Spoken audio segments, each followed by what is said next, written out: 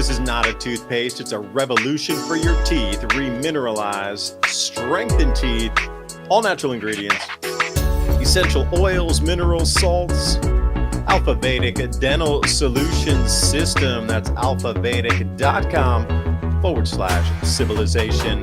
You know, we're always trying to bring you the best products here that we think will enhance your life, especially if supply chains break down further, or if there's some disruption in our lives here.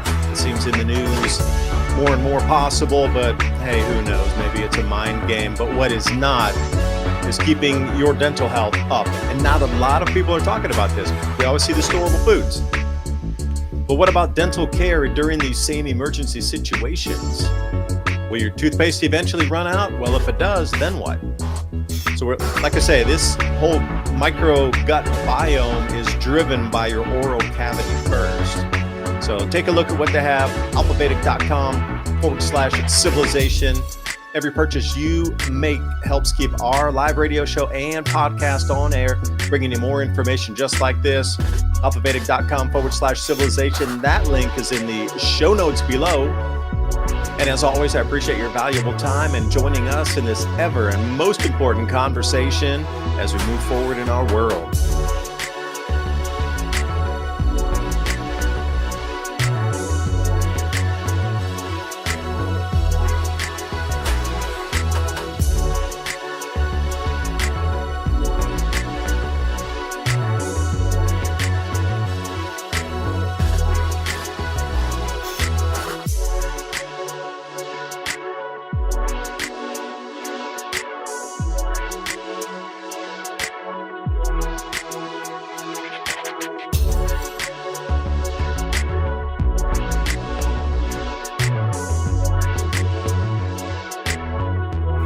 Hey everyone, are you ready to grow your own fresh, delicious vegetables, herbs, and flowers this season?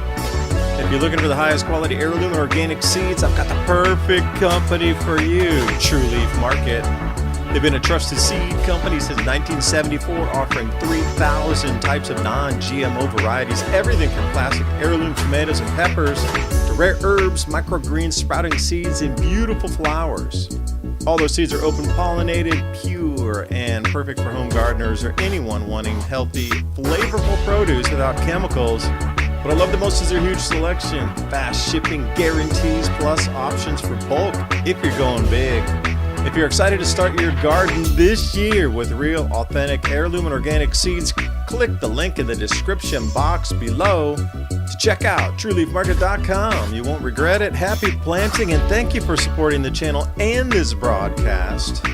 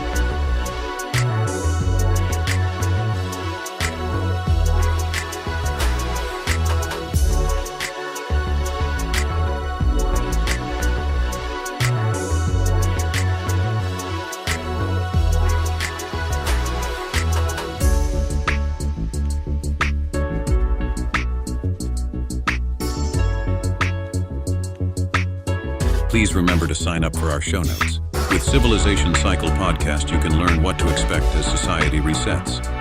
Agriculture, economy, tech, and history all have mappable cycles, and these cycles affect every aspect of our lives. We can navigate the chaos and thrive together with up-to-date news and information. Also, if you like the content we have here on Civilization Cycle, think about fueling the discussions and the show by buying us a coffee at buymeacoffee.com/Civilization Cycle. And thank you for all the support.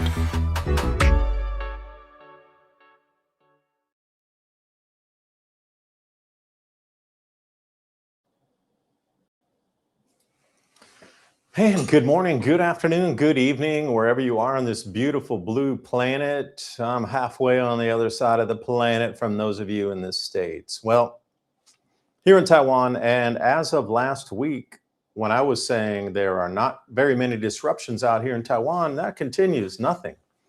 The fuel prices from, say, 10 days ago, 15%, those are exactly nothing new. They haven't risen the prices anymore. No call to stay home from work. Actually, Taiwan's in the driver's seat for a couple precursors for plastics production, as well as a semiconductor chip manufacturing, hub of the hubs of the center in the world here with TSMC. So a lot of the helium that was disrupted in other places, Micron Technology, Samsung, Intel, that's all coming in here. So I was trying to dissect a few things for tonight. How's this world going to move forward? They keep talking about track trace, but there's no helium to do semiconductor chips. So will this push back those agendas? Going to talk about that. Also, plastics are going to get really expensive. I got some numbers for you. We'll dive deeper into it. 12 cents for a plastic bottle, like a plastic bottle you're going to buy, 12 cents more for that. Anything that comes in like Mylar packaging, potato chips, snacks, this sort of thing, 12 to 15 cents more for each bag. You can just do the math on that and how many things. The saran wrap, or that kind of film coating that they put around burgers, 3 extra cents for every single one you're going to buy. So everywhere you look, there's going to be different price increases. The medical industry for generic drugs totally destroyed. The largest manufacturing plant on the planet, totally destroyed. All the literally 15% of all generic drugs on the planet just got wiped to zero. Plus the Trump tariffs at 100% of anything coming in for medicines. So your medicine's going to get more expensive. Like, we are being repriced. And then we look at Oman and Iran making a joint, contract, for the best word, to control the Straits of Hormuz. They're going to charge an extra $2 to $4 million per ship. That's going to be on top of whether you're moving 2 million barrels of oil or 60,000 containers coming through. You're going to have put that extra price on top of each container delivered. So these taxes and the tariffs and our life is just being repriced in real time.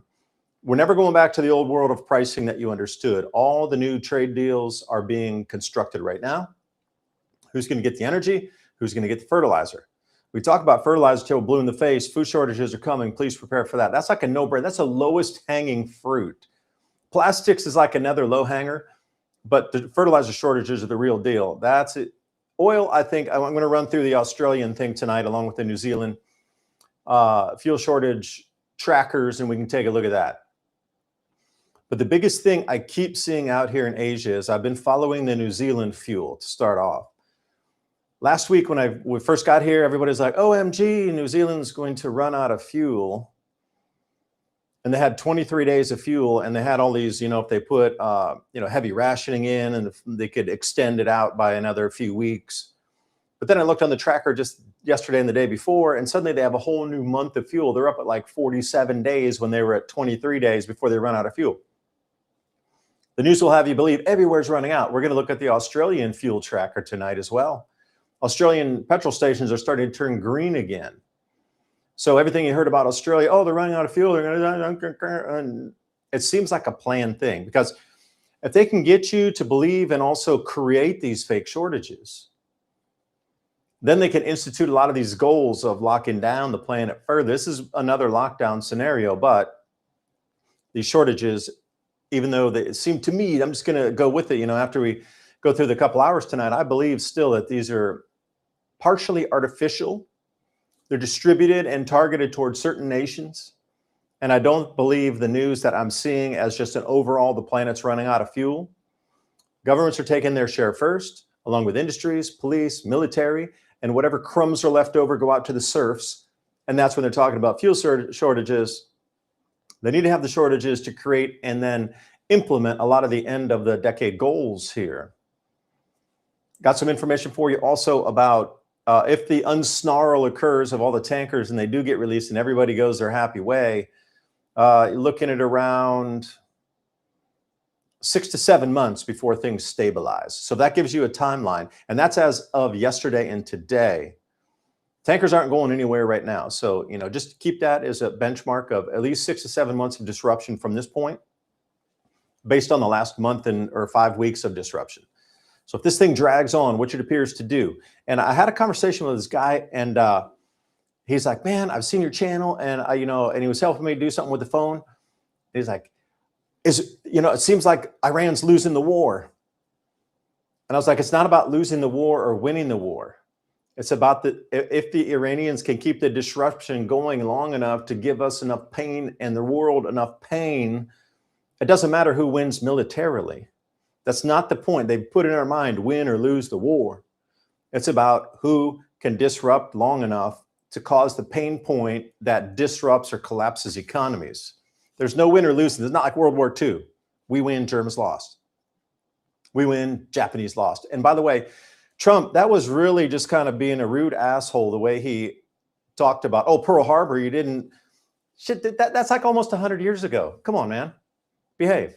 1941, we're coming to 25, 90 years ago. Why don't I bring up something from like the Opium Wars in Hong Kong and make it a thing? Like, should I bring up something that occurred in Manchuria in the 1930s?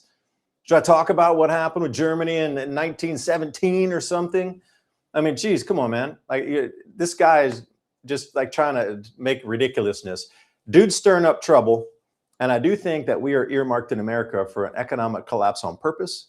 And this thing is all, and Ransom, I would love for you to chime in. I'm done with the intro. We can wrap into some facts here for everybody, but can you throw that map up again that you just had of the tanker traffic? Yeah. You know what's funny about the thing? Oh, go ahead. I was going to say there were 3 LNG carriers, like very large carriers that came through. 2 were laden full, 1 was empty. Then they were all Omani flagged, and they were going to some Oman port around that. They were taking the really close route to Oman because they were going to an Omani port. They might unload and then reload onto another carrier vessel and then take it out that way. But these VLCCs that passed, 3 of them. So anyway, I've just been following the not American news on almost everything. Please do yourself a favor, dive through there's news, English news publications in every single nation on the planet. And you should be following places like Al Jazeera. And you should be following places like the Straits Times, so you can see what's going on in the Hong Kong area. You should be going to Singapore, check out what's going on. It's a huge transshipment port. You can check it out Manila Times. You need to see what's going on in the Philippines. Korean Times. You need to see what's going on. Bangkok Post. You need to see what's going on. There's all kind of English language newspapers, and they're really showing you real deal what's going on there. So get away from the American brainwash machine. This rah, we're winning. They're trying to get you into this. We're winning, we're winning. It's never about the winning. It's about the disruption these guys are causing. They're never going to win militarily, but can they cause enough disruption to disrupt your life to the point where you're bankrupt, where you're paying 5 times more for your life and at a degraded quality? Who wins at that point is my question. This is an economic war. It's a little bit military, I get it, but it's more economic than it is military at this point. Who disrupts the most wins. Well, let's start with the comment from Trump. Recently X, or Twitter, formerly known as Twitter, X, has merged the Japanese Twitter with the American Twitter. The Japanese love that he said that. They said they were tired of feeling awkward about the subject, and they're glad that he said it, because now it's just, like whatever, we can move past that. It's over. It actually went over quite well with the Japanese people, because they took it as a joke, because, he said, well, you guys know about surprises. It was the joke, because they were asking him if he was going to surprise Iran and stuff, and he said, well, you guys, you know about those surprises. They actually took it as a joke, and they're happy he said it, because they were tired of feeling awkward about the whole topic, about bombing Pearl Harbor, and then we bombed them with 2 bombs, and there's been a lot of unspoken tension about that. And now that the Twitters are merged, the Japanese and Americans are very similar, seemingly, about their opinions on most things, and it's blending quite well. They kind of removed. I will say, I was looking up some Tokyo publications on the political end of things, and they said that rattled the political establishment. Now, me and you on the street, I agree. Everybody was loving it. But inside the political establishment, they were just ripping her and raking her over the coals. Like, why didn't you fight back? Why'd you sit there like a bump on a log, like some sort of like maniacal doll? You didn't say anything. And it's creating a political shitstorm over there.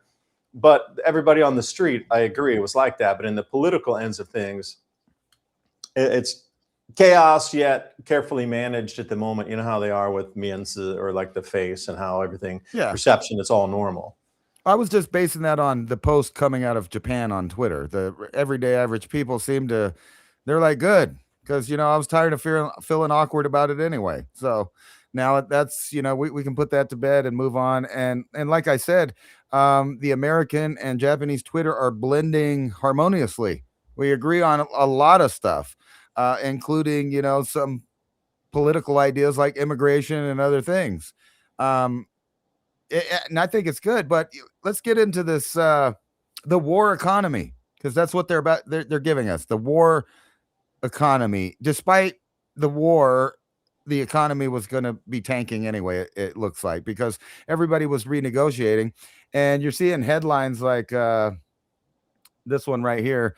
The Strait of Hormuz power struggles threatens fertilizer and ammonia trade. That's really what everybody's looking at now. But it's funny because you've been talking about this for years, and mostly the mainstream media has all but ignored these things when it comes to supplies and what that means for later. It means less food, less production, and more costs on the products that are out there or the products that are getting passed around.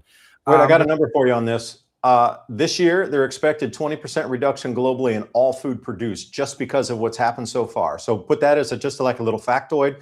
Put it as like a feather in your cap. 20% reduction of all food produced this year is what they have officially kind of agreed on. Well, what's funny is we've been talking about it for years. There's been a steady decline in the production for several years now, from COVID to now. So it's not like a brand new thing. It's just intensifying now. And I have a feeling this summer we're going to be seeing lots of 70s style optics, including going to the moon. That fits right in there with the whole optic of the times that we're living in. And there's a lot of rumor about us going in and seizing land. That's the same article I was talking about, the patented drugs on the 100% duty right there. Yeah. And this was already the plan, if you had been paying attention to Trump, about 100% tariffs on just about everything from everybody. This was kind of where we were going anyway, despite the war. But what's funny is they're talking about taking land from Iran. And I wanted to go back to this map over here. This is what we're going to be fighting for right here. These two islands. That's it. We're not going to be setting boots on the ground and massive deployments. There's reports we're going to go try to take the uranium. I can tell from watching these people for a long time that that's a lie.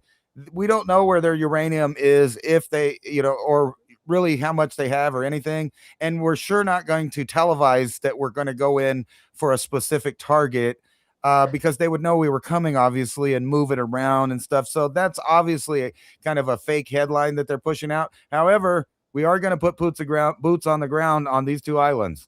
Those two smaller islands too. If you zoom in on those two smaller ones off Karg there, those smaller ones to the south and a little bit those two. Zoom in a little more on that. We're going to just go up there. Yeah, that larger circle one right there.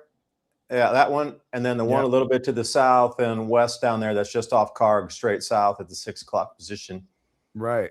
Yeah. Those two, I've seen some scenarios of American trying to control those two specifically, because then they're right there where like the big guns can be right on the strait. So those two little ones are really the ones they could deflect and say we're going to Karg, but really their optics are on those two little pieces of land. And if you know anything about little pieces of land like Iwo Jima, and I can't believe that I'm just not going to say it here, family friendly YouTube, keep the advertisers coming. But that Lindsey Graham bleep, bleep, bleep, bleep is like, we took Iwo Jima, we could take these islands. And I'm like, dude, do you know the cost it took to occupy and take Iwo Jima? You willing to sacrifice that many tens of thousands of Americans to take those two little tiny ass islands? In this day and age, there'll be 60,000 of our troops who get killed to take those two little islands if it was like Iwo Jima. And the number of injured as well. Well, this same guy years ago was talking about we needed to nuke Iran. I mean, and this was when we weren't even at odds with them, other than him not wanting. I mean, because we've been wanting to do this for 40 years. There's a whole party and a group of people that have been wanting to annihilate Iran, and I think it has a lot to do with it not involving itself in World War II, having the peace treaty that ended World War II in Iran, actually, and the renaming of Iran from what it was before. There's a whole lot of esoteric stuff going on there, but besides that, um, these guys like Lindsey Graham, think about them. They make I'm gonna say billions. Them and them group of the group of friends, not him personally, but the whole group of friends. They're all about the same. They have no real family. They have no children. They're straight warmongers. And while he's telling you and it's okay, it's a good thing that your kids go over there and fight for our country. He's going to Disneyland. He's partying.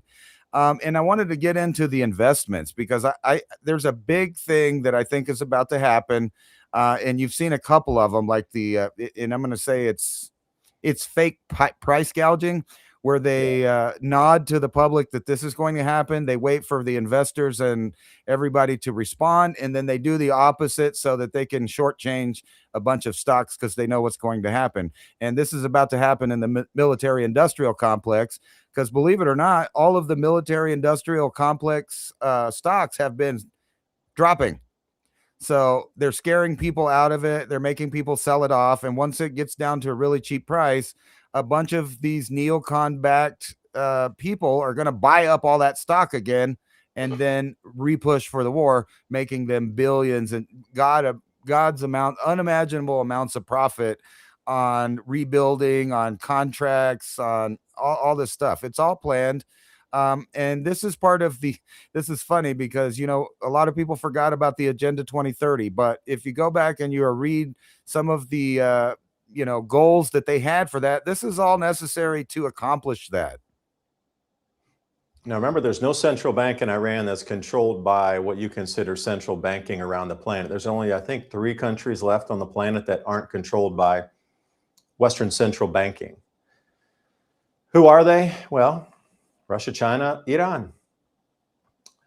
They need to try to bring them under control. Now, you could say, well, yeah, that's an outlier point, and I get it, but it is an outlier point that is definitely worth some validation because after 9/11, there were about 8 or 9 countries that didn't have central banks that were controlled by the West, which would be Libya, Iraq. You start to check those, Syria, like Assad, or Assad, he wasn't part of it. He didn't want the central bank. Why would you need a Western central bank to control your money supply when you can control it yourself? Like, it didn't make sense. They didn't have Western control banks, and then suddenly we overthrew them, and boom, suddenly Western control in there, dollar dominance. You can sell your energy, your resources all in dollars, and that's just, it's an outlier, but it's valid. So if you start to look at this, don't just think it's because of one excuse they gave you. There's other excuses and other motivations out there. I mean, look at the amount of land that's so vast with resources. I mean, they haven't even harvested but percentages of the possibilities of the mineral resources, the energy resources. It's one of the most resource-rich places on the planet, period. With Russia and Iran, what do you think? You go up to the north, you got the whole Caspian Sea basin. That's just like one gigantic oil field that stretches for thousands of miles on any direction with the gas in the periphery, oil in the center, gas in the periphery. Then you got all the minerals, because if you look at that on the map, if you really go out to like Google Earth and you look, it very much looks like it was a wash basin or something when the planet tipped over. And, heavier, if you understand about mining and sluicing and this sort of thing, like all those heavies go in the sluice box, and it looks like a very large sluice box for the planet. So heavies would have gotten stuck in there, and then over the subsequent whatever thousands of years of on top. So it's very not very deep. Apparently, a lot of these mineral deposits are right at the surface, can be done with strip mining compared to deep mining that we have to spend an enormous amount on. So whatever's in Iran, it's a very special place. It's been like that crossroads. Like if you look at the crossroads routes of trade and transportation, if you go back just even as long as history can be recorded, Iran is a very important crossroad of trade and transportation. It has been since the beginning of recorded history. So why is it any different today? It's not. And Afghanistan and the Khyber Pass, that's another one. That was since the beginning of recorded history, the Silk Road, talking about going through these areas. And if you look up in Kashgar, what pops out in Western China over into the stands like Kyrgyzstan, Kazakhstan, Tajikistan, that time immemorial has been another trade route. So you start to look at these things and go, all right, well, the dominance of these trade routes in the modern day, we can lay rail down. We can put pipeline down. It's just no different than walking camels across the desert. Now we've reverted to trucks, and now we're reverting to rail. So it's just like we're spinning the clock in different eras of time, but the same logistical points are still valid as transit points for goods, energy, armies, and whatever else. And the money would flow with that too. But Iran particularly is using the wrong kind of money, according to America. They're selling things in yuan. They're taking gold. They're selling things in rubles. Oh my gosh, you can't have that. The competitors to the dollar.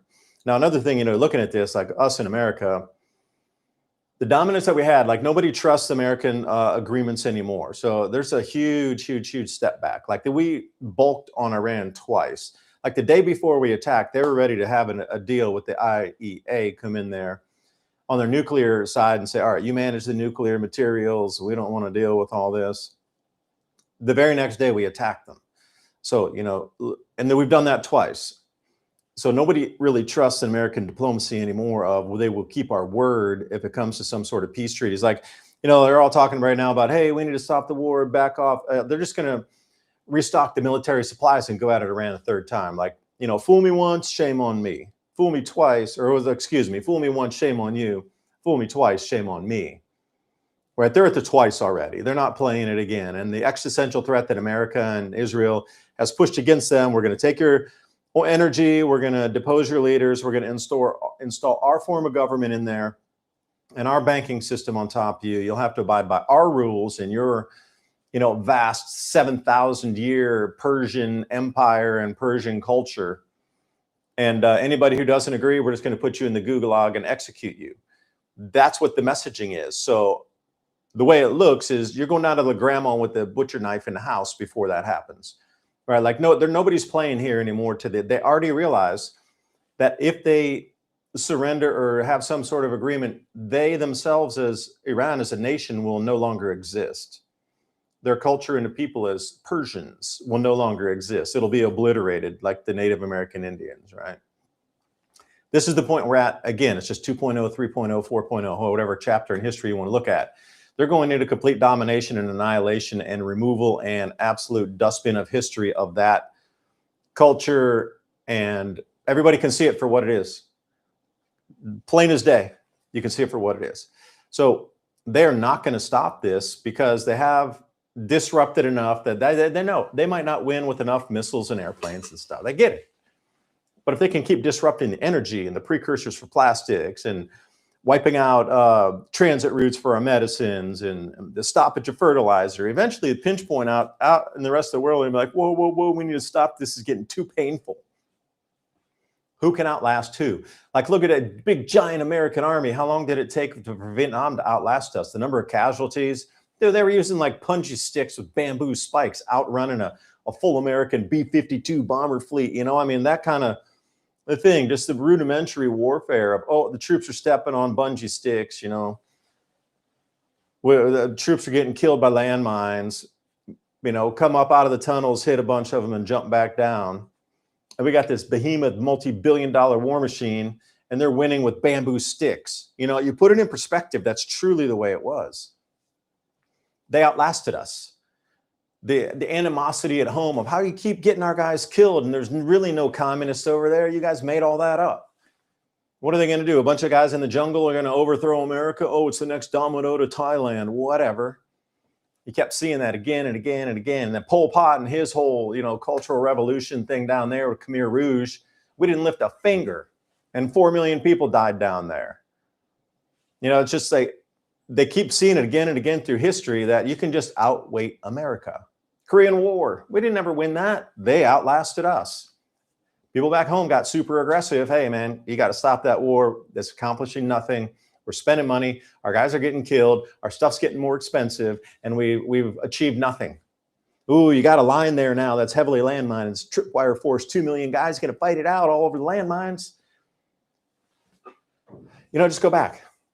We have not really won anything since World War II except the domination of global banking. by force, no less.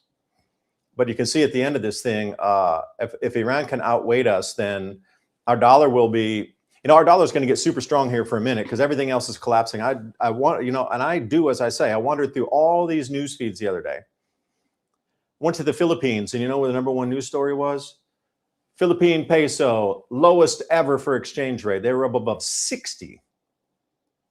You go down, where else? Indonesia, the rupiah down there. It was 17,500 for a dollar. When I traveled there last time, it was 10,000. Japan, they're above 160 yen for a dollar.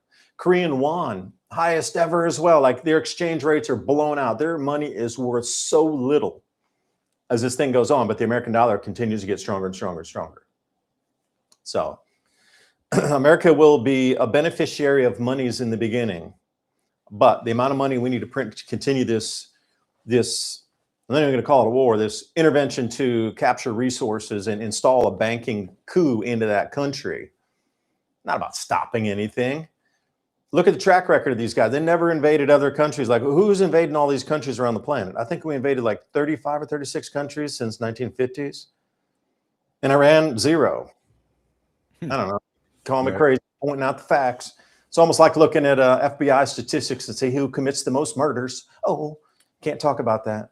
Well, they're not angels over there. They've been, poking around being a proxy for Russia and China for some time. But what's funny to me is that, I was watching Trump the other day talking about how, we just really aren't going to have money for certain programs, for certain things, for like, see that bigger, Medicaid and Social Security and things like that, because we are in a war economy. Now, this article breaks down, they've already spent $45 billion. And if you break that down to each like citizen, they're spending about $4 a day, 3.8 per person per day. Now, if you think about this also with the price increases, this is like those little commercials that come on TV that want you to donate to the save the pets or help the veterans or Sally Struthers. I can save $1 a day, but hey, we're spending $3 a day on a war. 2 kids aren't going to get fed. Right. They've already figured out how much disposable income you have. That's why each one of those will ask for about 63 to 64 cents a day, because they know that's about a $20 bill a month. Now, what they're doing here is that the warmongers have figured out that, they'll just up a little bit of your price per day until you've decided that you've had enough. And they're already doing the calculations on it. So we're talking $4 per day just to pay for the war itself. That doesn't count what, you're going to pay extra at the pump or what you're going to pay extra for the bags at the store or, all of that other stuff that's going up in price that's petroleum based. So think about if you're working in, say you're a guy that does that vinyl siding, because I used to do that for a living. And, we would have little issues over in the Middle East.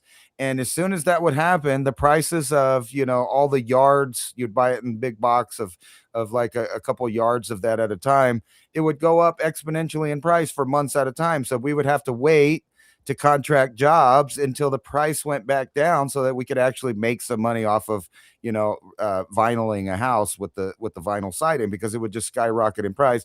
Plus you'd have to pay more for gas. So that's what they're about to start doing. And this is what I was talking about earlier. Defense stock take epic fury beating, leaving UBS asking why. It's not the only company. And anytime I ever see a drop all the way across the board in something like this, I know that some people are about to make a lot of money because they're about to buy up all of these stocks and things that are cheaper than they have been for some time. Think about it. Here's the beginning of Operation Epic Fury. And then you can just see that it's going down and down. But somebody's going to buy that up. You think would occur, right? Like you think those weapons stocks would be increasing, but yeah, somebody's shorting that on the way down. They know when the turnaround point is going to be.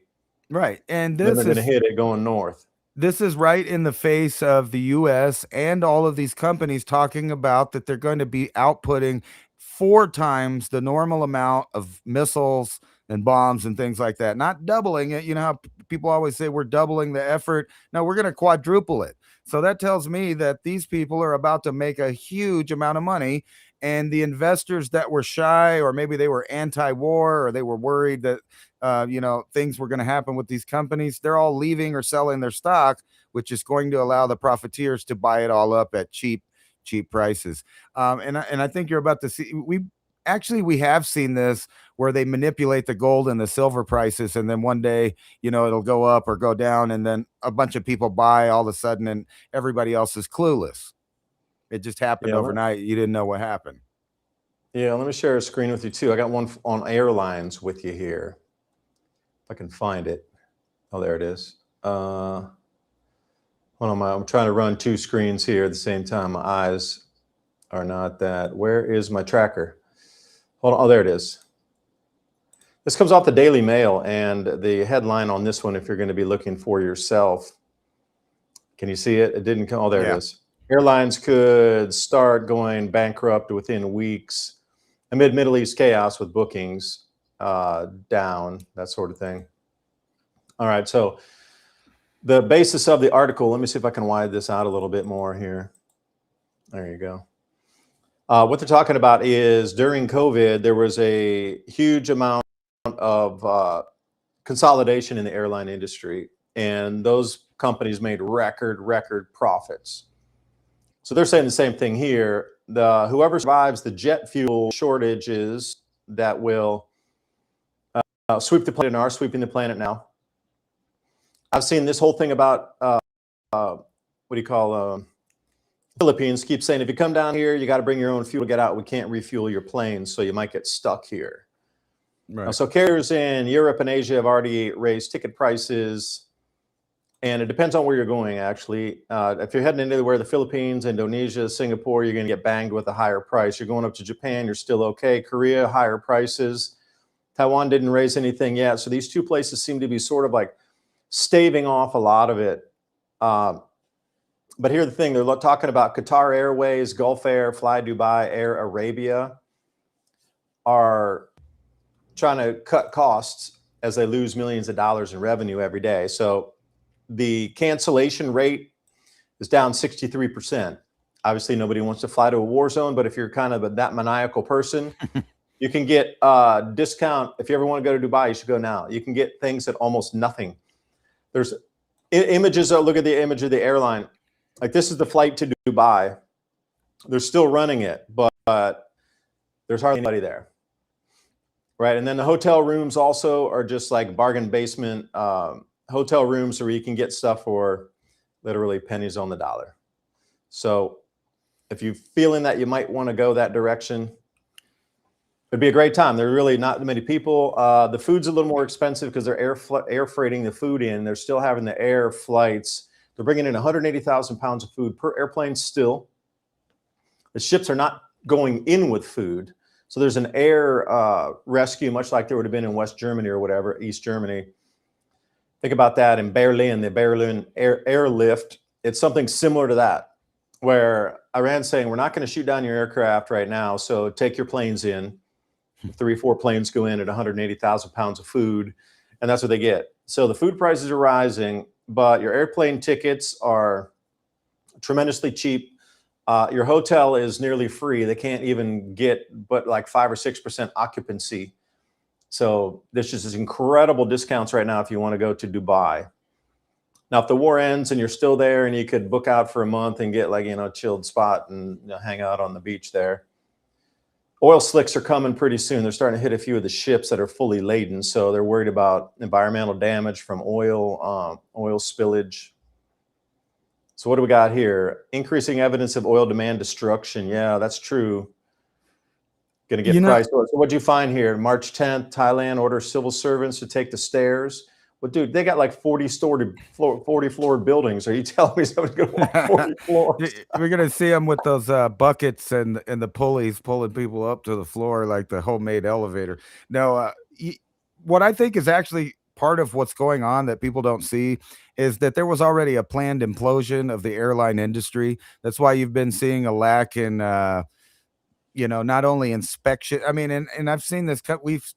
we've talked about this before, but it's been coming for a long time. There's been a lack in inspections, quality work. They've had all kinds of problems with employees, and I'm not going to get into that.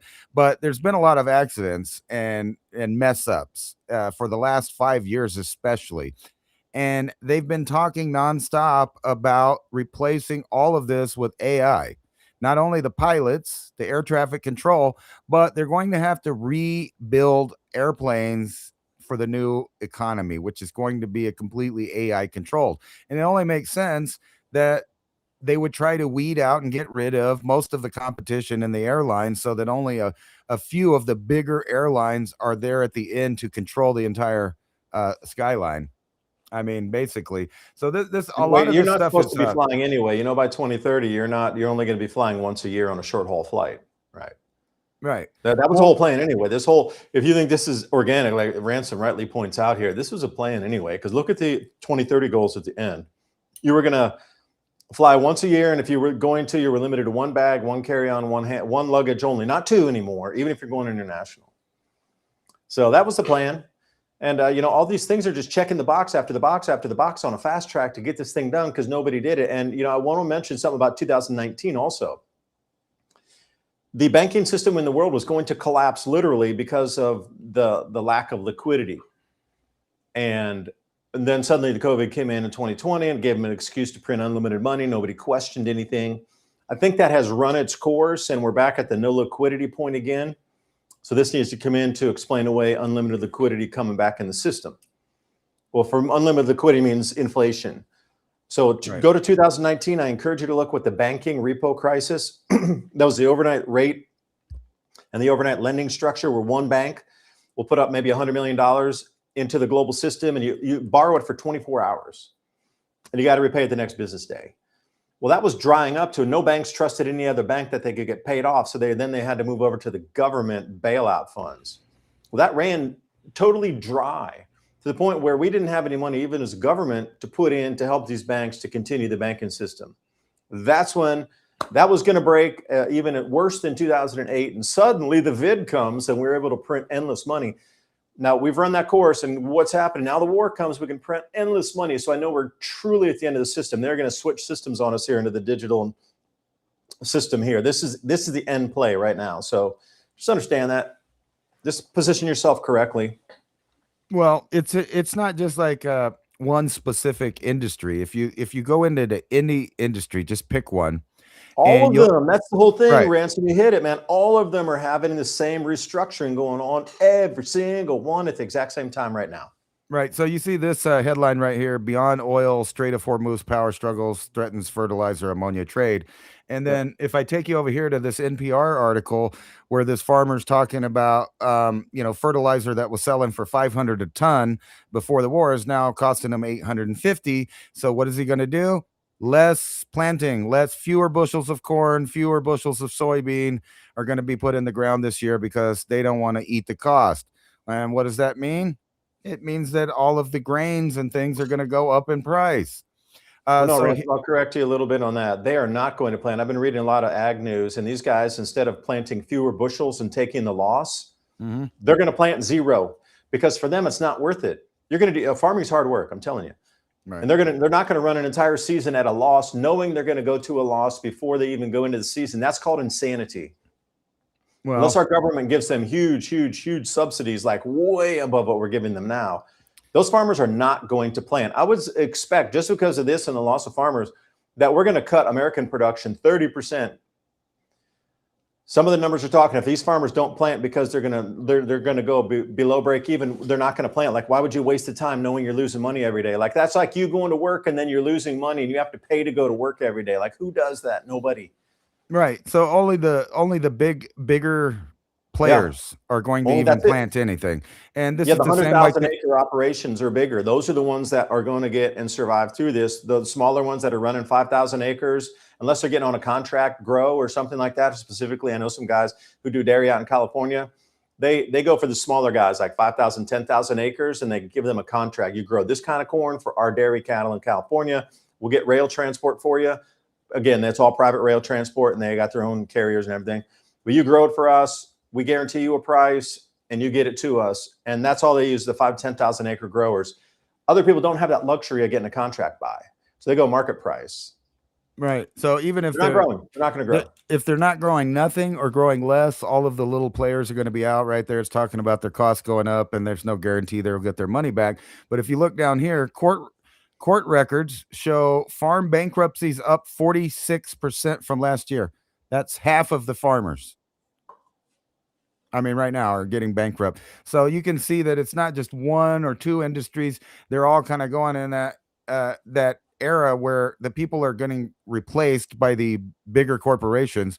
And I'll get into it in a minute. And, you know, our prediction up for you there. I want to see how many farms went bankrupt last year. Right. No, that's a very significant thing. No farms you don't eat. Please understand that you're going to need to grow your own food. If these farmers aren't producing, you're going to have to create your own proteins. You're going to have to create your own oil sources, your fat sources, and your veg sources. You're going to have to grow your own feed. You're going to probably need to wild forage nuts and stuff. No food, no civilization. We don't even have the Civilization Cycle podcast. No food podcast. You know what I mean?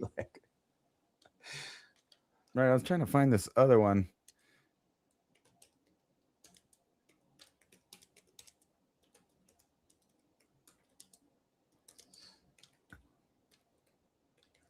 So a simple query, I'm just putting into Grok. How many farms filed for bankruptcy in 2024, 2025? That way we can get a number. So when it says 45%, then we can gauge that number off of this and see how many farms are going to go out of business. So here's an interesting one too, because let me see if I could toss this up on the screen for us here, Ransom. Let's see, we're there. Let me get this one here for us. Just so we got some solid numbers to look at versus guessing on it. So here we go. And again, I'll try to increase the screen size so we can see it a little better. There we go. Okay, so 2024, 216 farms filed for Chapter 12. That's a little bit different than Chapter 11, which is a primary business or like stock market listed business. 55% increase from 2023 and ended a multi-year downtrend, meaning that less farms were going out of business. The peak was 2019, 599 filings. So 2025, we had 315. And you're saying another 40% increase on that. Yeah, there's where you're, it's right there, 46%. 46% increase came from. All right, so we had 315 farms. Let's say they're average 10,000 acres or 5,000 acres. Do the math on that. Yeah? In my head. That's millions of acres that have gone offline and won't come back. But again, you know, these bigs will probably swoop that and buy them up at, you know, pennies on the dollar at these farm auctions.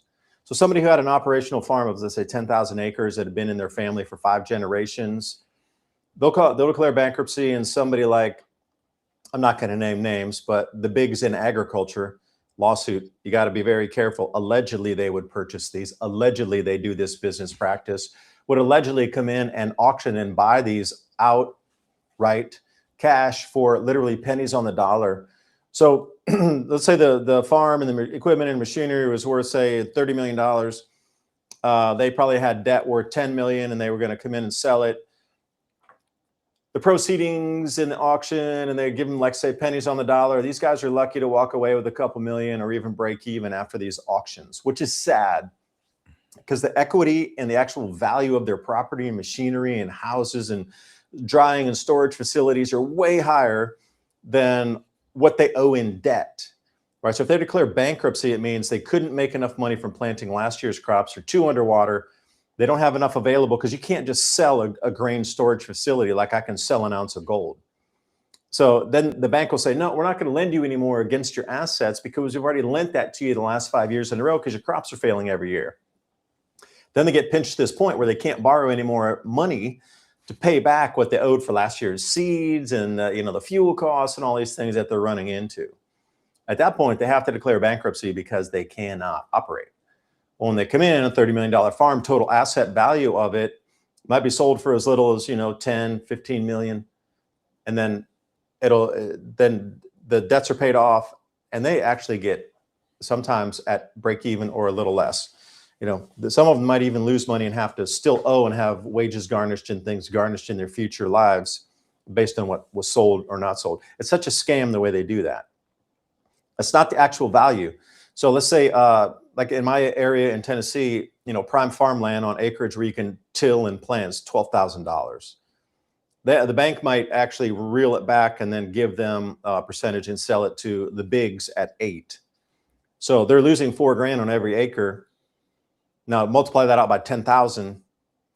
Like, wait, that's millions that's lost just on the valuation of the land that gets sold, purchased, and it's all on SAer. So they could come in. What if they're part of or sitting on a board seat and have a cousin who's the person who goes out and values the land, and it's part of this whole circle jerk that goes on with this corruption in the farm industry. Like, really good people get put out of business and everything's stolen from them. It's sad to see it. And just the way the farm business bankruptcy operates. These guys that come in to buy it, I'm not going to mention the names, they have unlimited pocketbooks. And the vast staff and the vast amount of backhand bribes, that's why I'm not mentioning names, we'll get these people to come in and undervalue the land and undervalue the equipment and write down a lot of the, let's say, depreciation on the farm equipment. So it's already at full depreciation where, we're going to give you, it's only worth 30% of what you bought it for. But really, it's still a full functional machine. But we'll give you 30 cents on the dollar for that when you really should be getting 80 cents. Like, it all depends on how the valuation's given. And whoever's in whoever's pocketbooks that comes out to value everything in the auction, they win. Because most times they'll come in and go, we'll take everything, here's a check. They're not going to piece it off. It doesn't happen. It used to happen like that. You come in and piecemeal that place off, or somebody who needed a dryer, they could disassemble things and then bring it out and then take it to their land and do things. But now it comes to one of the lock, stock, and barrel, boom, one giant lump sum for everything. And most times, these larger producers, it's too inconvenient to go and loop around a house or very small storage facility. They just bulldoze it down because it gets in the way of their GPS when they're running on 100,000 acres. Oh, they just added 110,000 acres. Excuse me. They just added 10,000 by stealing these people's land at a fraction of the value. So they bulldoze most of the stuff they buy anyway because it interferes with the GPS when they're running on long rows. Like some of these rows, I kid you not, like 2 miles long. Like, you can't eyeball that. It's GPS driven. You can't eyeball 2 miles in the distance and make sure your rows are lining up, right? So they prefer to tear everything down. They're just getting there for the land value. They do auctions thing off and then they'll sell it as scrap metal. And some people might come in and take some of the smaller bits of, like the dehydrating equipment's a big one that people want. It's hard, that's clunky. It's very hold the value. But just like the siding and some of the structural steel and that sort of thing, and structural aluminum for the grain storage, they just usually scrap that.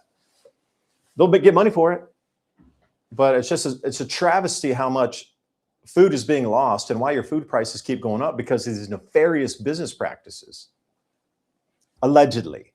I got to keep saying that because you can get sued now for calling these companies out. And ridiculous. Right. What about First Amendment, like my free speech to be able to criticize these companies? Oh, well, they'll have a lawyer come back. And we saw your video. Somebody reported you.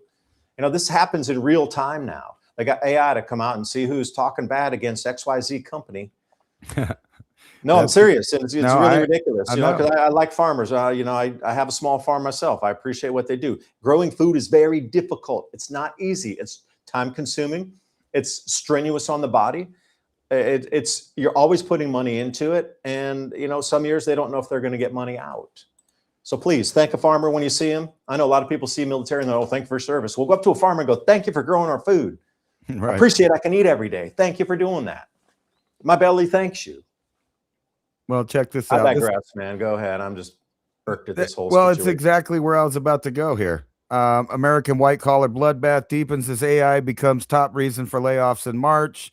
Nothing new. I've been telling you that. It's just nonstop. But here, let's look over here on, how you might lose your job. Meet Junior, the new AI coworker who won't stop snitching to your boss. What you were exactly saying. And this is going, and like I said a minute ago, in every single industry, they're having replacement. And the other day I got to see a robot lawnmower, which is basically the same thing as that little Roomba robot that goes around and cleans the floors inside. Well, this is exactly that, but it's a lawnmower, and it even has an extension that pulls weeds. So it knows that there's a big thick weed there. It pulls up on it and it puts a little spike in the ground and it clamps on it and it pulls it out. So, when we're sitting here talking about immigration and who's going to do certain jobs or what, people just don't realize that we are creating a world that does not need a large amount of people. And obviously all of the programs that we've talked about at nauseum for the last 20 years are coming to fruition, which means in the end less population. And a matter of fact, I was seeing the other day, I was watching a Chinese mathematician, and according to him, China doesn't even have billion people, that they're lying, and it's closer to 700,000 people, and the majority of those people are aging, and so they have a real problem, but they have the answer because they're upticking robotics to the next degree, and they're leading the world in showing how you could get cheap products. But before you do that, we have to get all the rare earth minerals situated. Who's going to control what? We got to get all of the oil, methane, and all of these fertilizers and things like that all situated on who's going to control that and who gets it. But meanwhile, in the background, you're going to see the populations decreasing, not only because their medical industries are going to overcharge for all the drugs, all the plastics, all the little things that go into we were kind of talking about that earlier. When you go in to see a doctor, it's not just visitation or them examining you that's going to be charged. Every little piece of plastic, napkin, tool, or whatever they do, they charge a new fee for that, and it just racks up. So if these prices go up for plastics and medical supplies, then people are just going to stop going to the doctor because they can't afford it, and the medical programs, the social programs that are supposed to cover it. So I'm sure you saw Spain telling people, basically the whole Europe, that you could come here and get free healthcare. But when you actually see what the free healthcare it is, it's like, do you want to get your tooth fixed or do you want to get it pulled? Do you want to, do you want to get actual heart surgery, or do you want to just get on this expensive pill that will string you along for months until you die? And then you look at some of these other countries, and they are. A guy just got, I don't know what's the right word. He left the planet via the government because he was blind in one eye. They're getting really nitpicky in these places on why and how you can leave the world free of charge or with assisted payment plan. And that shows you the overall plan for the whole thing. And I'm back to the point where I don't believe the people you see on TV are in charge of anything anymore. I just don't see it. It doesn't make sense. The things they're saying don't match the things we're doing. It seems like a completely almost AI generated television show with the script that they get each week. This is what we're saying. This is what we want people to believe. And then you see something else happening. So I'm skipping what they're saying and looking at what they're doing. And I believe we're going to take the Strait of Hormuz, not Iran. We don't care about the mountainous regions of that, but that'll be an endless problem. So we have to have some kind of negotiation with China and Russia to tell Iran to shut up and sit down. If that doesn't happen, you're going to see the next 20 years in the same style we saw the last 20 years of just conflict after conflict in different areas with a never-ending goal or plan in sight to stop it. And that's the business, though, reduction of population. Well, let that continue that business model, and all you're going to see is more expensive goods and rationing, which brings us to 2030. You're going to have 3 new pairs of clothes per year. It brings us to the same end goal. Now, just keep it going, and eventually there are going to be restrictions on everything in your life. Oh, it's not the 2030 goals. No, we would never do that. We love you people. It is, and it was specifically a playbook to bring us there with an alternative excuse. Now, I'm going to go off on a deep end and say magnetic field disruptions were denting, and that was the reason for crop yield declines over the last several years. Now, to continue that, they need to have a gargantuanly large excuse for massive crop reductions. Well, this is it. The war with fertilizer. Wasn't the magnetic field disruptions in the jet streams going into different locations? No way, man. Wasn't that. We knew the cycle was here in inbound anyway. I saw this really cool chart just yesterday talking about the Japanese cherry blossom emergence. And This was the earliest emergence, or excuse me, it was the latest emergence that they had on record. March like 27th or March 26th, then you need to go back to 1407 to find the same equivalent date. So I'm like, well, you're just showing a 600-year chart here in your climate data chart based on the blooms of the cherry blossoms. Right. So the emergence date showed us a 600-year cycle in that. So at least we're in a 600-year cycle. How much disruption do you think that would bring in crop production, a 600-year cycle? 1407, does anybody know about 1400s, late 1300s? Oh yeah, that's when there were famines everywhere. That's also when all the empires started to expand around the world. Yep, sure did. Why would they do that? Well, you can ask yourself those questions. I encourage everybody to do more research and fall back on why these food shortages occurred, but look at the political history too. And I know it's not all real and a lot of it's been rewritten in things, but you can look at a generality on massive changes occurred around the planet at that time as well. Everything was kind of status quo, and you had these fiefdoms, kingdoms, empires doing what they were doing. And suddenly they decided to just go off and take the whole world and recolonize it.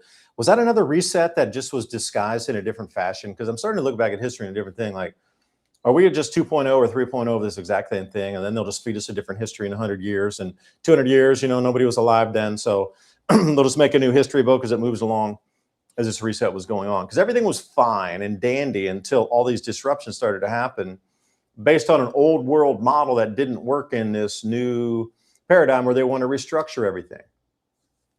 They want a complete restructuring of the world away from fossil fuels. But wait, for the last 150 years, that's how we came to this point. You built the entire world on this. Evaluation of everything in the world is based on that energy production and that use of energy to create product and service. But then we need to disrupt that and totally tear it to the ground. And you expect the world to operate the same moving forward? That's impossible. No, I can't. So this discombobulation, this disruption, the ripping apart of two worlds, now we're being forced into the new one. And where does that bring us then? Oh, and thank you so much for buymeacoffee.com. Please sign up for our newsletter, civilizationcycle.com. My bad. I had that queued up to check out buymeacoffee.com. We're going to read some of the comments when we come back. But buymeacoffee.com/civilization cycle. Want to get into those comments. There's a few goodies in there. And we're going to take a couple-minute break. And thank you for staying with us. Second hour, I'm going to wrap up a bunch of charts for plastics pricing so you can see what you're going to expect to spend more in your life moving forward from this point immediately, like right now, just because the plastics are going to cost you more. So how much are you going to need to budget just to have the exact same lifestyle and buy the exact same amount of food, just because the coating and the wrapping of it is going to cost you more? Not the food itself, the wrapping. What if the food goes up along with the wrapping and the packaging? Then what? And that's where we're heading. Come right back. Join us for the second hour. Hey everyone, are you ready to grow your own fresh, delicious vegetables, herbs, and flowers this season? If you're looking for the highest quality heirloom and organic seeds, I've got the perfect company for you, True Leaf Market. They've been a trusted seed company since 1974, offering 3,000 types of non-GMO varieties, everything from classic heirloom tomatoes and peppers to rare herbs, microgreens, sprouting seeds, and beautiful flowers. All those seeds are open pollinated, pure, and perfect for home gardeners or anyone wanting healthy, flavorful produce without chemicals. What I love the most is their huge selection, fast shipping guarantees, plus options for bulk if you're going big. If you're excited to start your garden this year with real, authentic heirloom and organic seeds, click the link in the description box below to check out trueleafmarket.com. You won't regret it. Happy planting, and thank you for supporting the channel and this broadcast. Product you love, the 72-hour emergency food kit from My Patriot Supply. Not only emergency food, but camping food, and you can prepare that through the week as well. 20 delicious just add water meals. Think about creamy mac and cheese, hearty chili, sweet oatmeal. 2,000 calories a day. You need the calories. You're going to need to think and move. And the mashed potatoes, easier to make than oats, and you can add your own flavors. Goes with anything. For less than a couple of takeout meals at a fast food restaurant, get real peace of mind. And a real question to ask, how long could your family eat without leaving home? My Patriot Supply. Click on that link in the description box below. It helps the channel. Truth is hard to say and hard to hear. Most people choose silence. We choose to speak. Your support of our sponsor keeps the Civilization Cycle podcast on air and giving us the courage to keep digging. That link's in the description box below.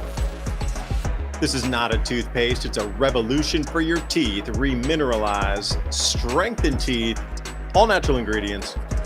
Essential oils, minerals, salts. Alpha Vedic Dental Solutions System. That's alphavedic.com/civilization.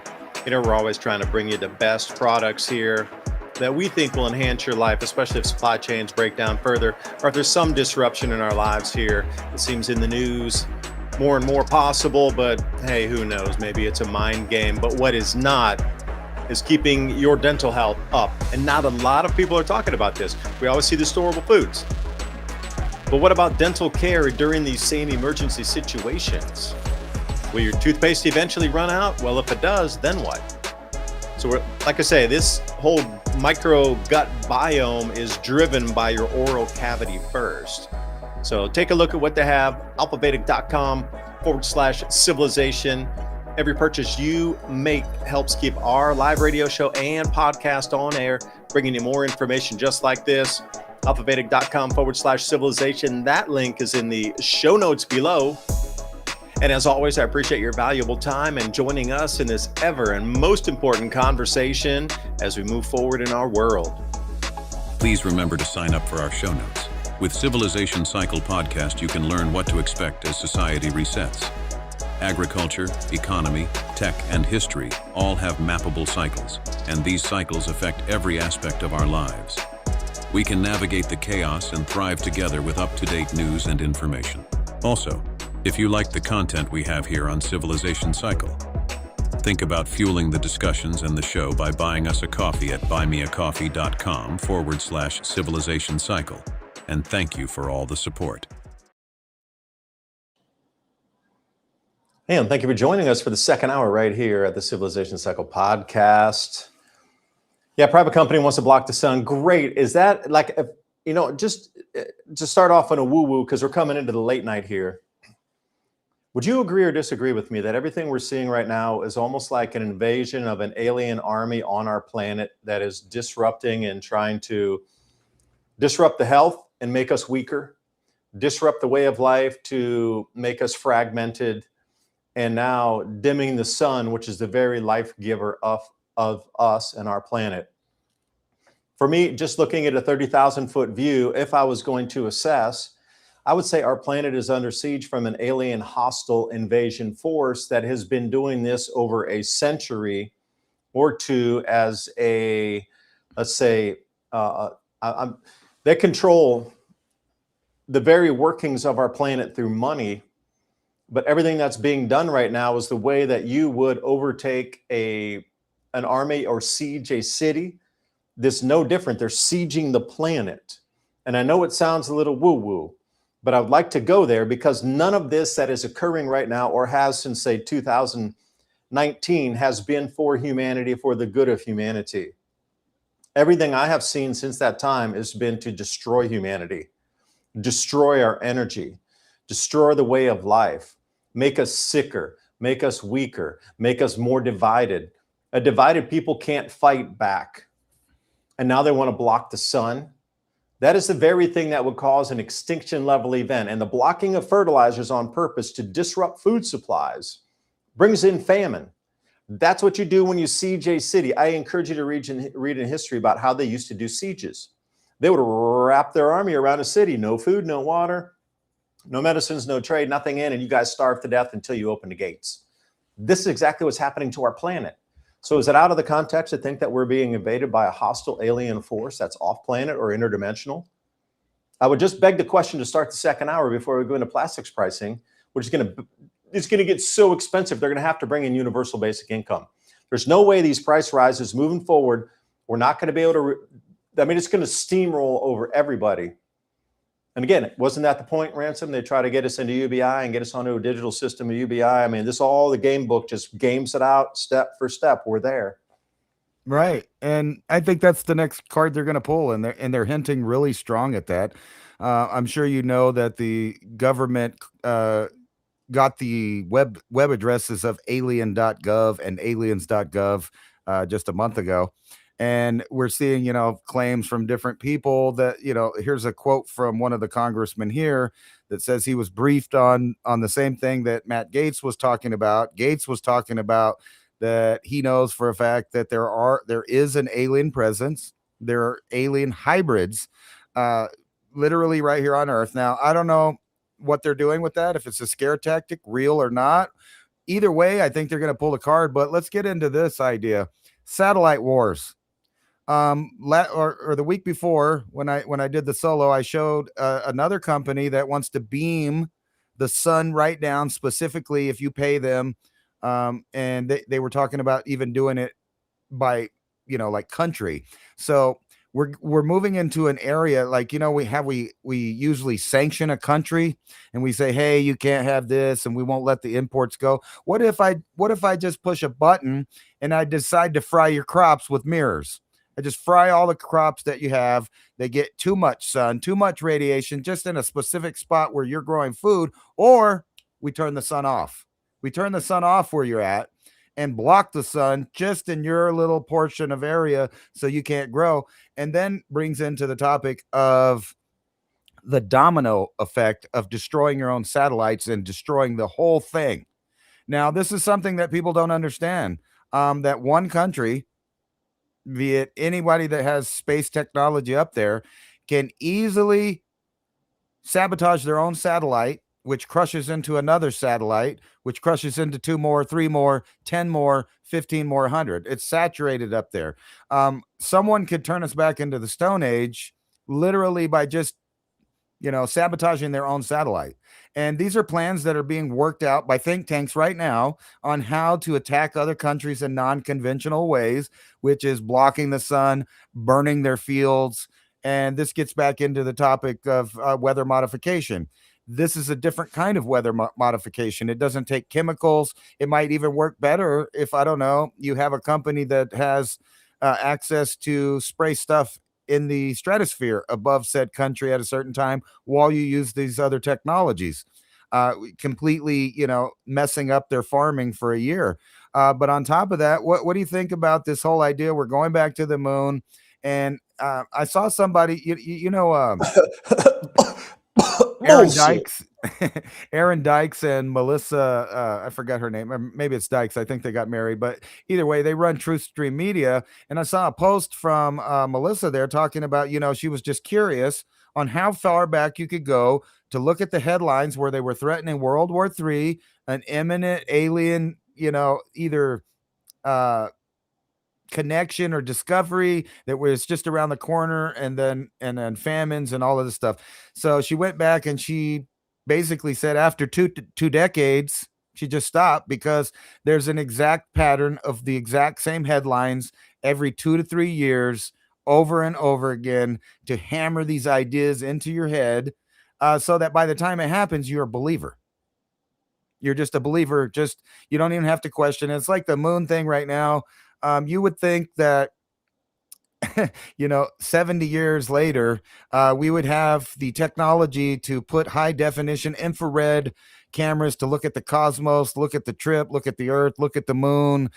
We would have a live stream, although delayed, from the astronauts inside the Artemis. And then the whole weird thing about why did they even name it Artemis in the first place? So if you do a little research into that, Artemis is named in the Bible several times specifically as a demon, right? So why would you do these weird esoteric things in front of everybody's face and then set up a launch that had the crappiest coverage of anything? That, it looked almost worse than the Apollo missions as far as videoing the coverage of it. They went back and forth for cameras. They kept having feed interruptions and different problems. So Saw it's that. it's almost like they're trolling the public, for the conspiracy theorists to say, "Hey, no, look, what's going on?" But it's really just a big distraction, because down here on the Earth, we're having war among nations to reduce the populations. We're going to price gouge everybody out of existence. make it really hard for farmers to farm, for blue collar workers and white collar workers to maintain any kind of sense of wealth or inherited wealth for their children and grandchildren. Not to be a doomer, Well, but it's circling the drain by design. yeah, and I would say the Van Allen radiation belt would be something that everybody needs to do some heavy research on, unless the capsule they're in is wrapped in like 6 foot thick of lead. They're not getting through the Van Allen radiation belts. So again, how fake could this all be here? That's the reason that satellites can't go further out in orbit, because they get into that radiation belt themselves, which affects the performance of these satellites. Yeah. They need to be incredibly hardened, and it's just.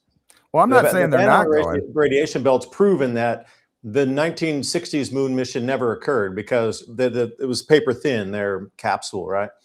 They all would have been fried. They talk about astronauts when they go further up, when they start trending out of low Earth orbit when they start to get a lot of like what they call starlight in their eyes, where you get these, like when you're almost about Hot to faint, particles, you see yeah. the stars. That's it from radiation, and they're not even out of our orbit yet. So I'm calling fake on all of it, really, just knowing what I know about radiation and the Van Allen radiation belts. So over on buymeacoffee.com/civilization cycle, thank you for supporting us. Appreciate it so much. The band is back together. Let's go. Everyone pray for each other and help your neighbors. Damn, that is such a good thought. We need to really help each other and really get through this, because the alien hostile invasion force here is trying to overtake humanity. And I really believe that. If it goes through history, Ransom, what comes next after the invasion force finally sieges the city to the point where they're starved out, they got no water, they're sick? What comes next? Well, everybody would have to participate in some kind of new system, where everybody is completely tracked and traced at all times. A body of world leaders that seemingly have a univoice. You might have heard me talk about the uniparty. Well, imagine if that uniparty went global. You would have to have that. And if the peoples of the earth did not want to do that, then that would be an excuse to start bombing everywhere until they submit. Until they submit. That's another thing that in the history, like there's still some people in the army that are trying to protect the castle. They're all eliminated. And the only people left are the ones that are barely alive that can be enslaved. Now, put that in your head for a second. We are at a planetary level of this. There's no other way or excuse that I can think of it. So let me see if we can pop back on the comments here. Here we go. Someone, again, thank you for the triple espressos. Thank you, BB. Well, thank you, BB. We survived for millions of years, so now we all also have to overcome this threat. Thank you for your valued information. Appreciate it. Yeah, and I'm looking at this veiled threat in a much deeper light. Now, I can't say, and I don't know if it's interdimensional or if it's actually physical extraterrestrial, but our planet is under siege from a hostile invasion force. And when these guys are talking about alien hybrids, it said that in addition to their pure species breed. So we're talking about hybrid species. Where's the pure species breed coming from, or where is that located? Because to have a hybrid, you need to have the original plus the human source plus the original pure species source. And then nobody's talking about, they're just talking about hybrids. Where's the other originals at, So we did survive millions of years, but how many times have we, and Ransom, I'd like you to comment on this. How many times have we come in and out of speciation, extinction, rebooting of hominid species back and forth across time here? You know what I mean? I don't know. It's starting to look like there's been, so many different kinds of them. And not only that, I've been reading a lot, all of the earliest alleged human forms or our ancestors that led to the human forms that we talk about, the kind of the main more advanced ones, Neanderthal, Denisovan, Cro-Mag, all of that. It's looking like they came from every continent, because now they're finding older and older of these versions, Homo erectus, other ones in China that's like 1.7 million years old, which means that it's very unlikely that humans originated from any single place on the earth, that they were mostly spread out, not only in ancient, prehistoric times, but all the way up into recent times, where they're telling us that no one went anywhere, and it's all recent. It's all, since colonial times that we started getting around the planet. We know that not to be true. But what's weird is this we seem like we're in another project. So if this was humans, how many is 58 generations? How long is 58 generations in time scale? So that's like what, 58 Let's times think 20? 25 years for an average generation. I mean, that's kind of what they use. They say about 4 per century, right? You could stretch it and say 3 per century at 33 years or whatever, but on general, they say 25, right? Well, when you go down this catastrophic results of these scientists who cloned a mouse 58 generations in a row, a lot of that stuff's happening to our population right now. Some of the same things that they list in here: unraveling of DNA, cancers, all kinds of immuno, what's the right word for that? Immuno diseases, where bodies are attacking themselves and things like that. So we're in a weird sci-fi era where some of these things that people don't think is real, and some of the things that they're putting out as real may not be real. So I actually think we have gone to the moon. I think they figured out how to block radiation early in the 50s. For some reason or another, maybe it was for because the way that the military industrial complex works, we didn't show the real things because we didn't want the other nations to actually see anything that we had going on. And that makes the most sense to me on why there's aspects of fakeness along with the space program. Because, when you compare that to watching X, he's filming everything. He's live streaming everything in 4K. They seem to be able to show every angle and where they're going and what they're doing. No problem. So why would an institution that's one of the oldest space programs on the planet still have trouble showing you what they're doing, still have problems with their math not making sense and things?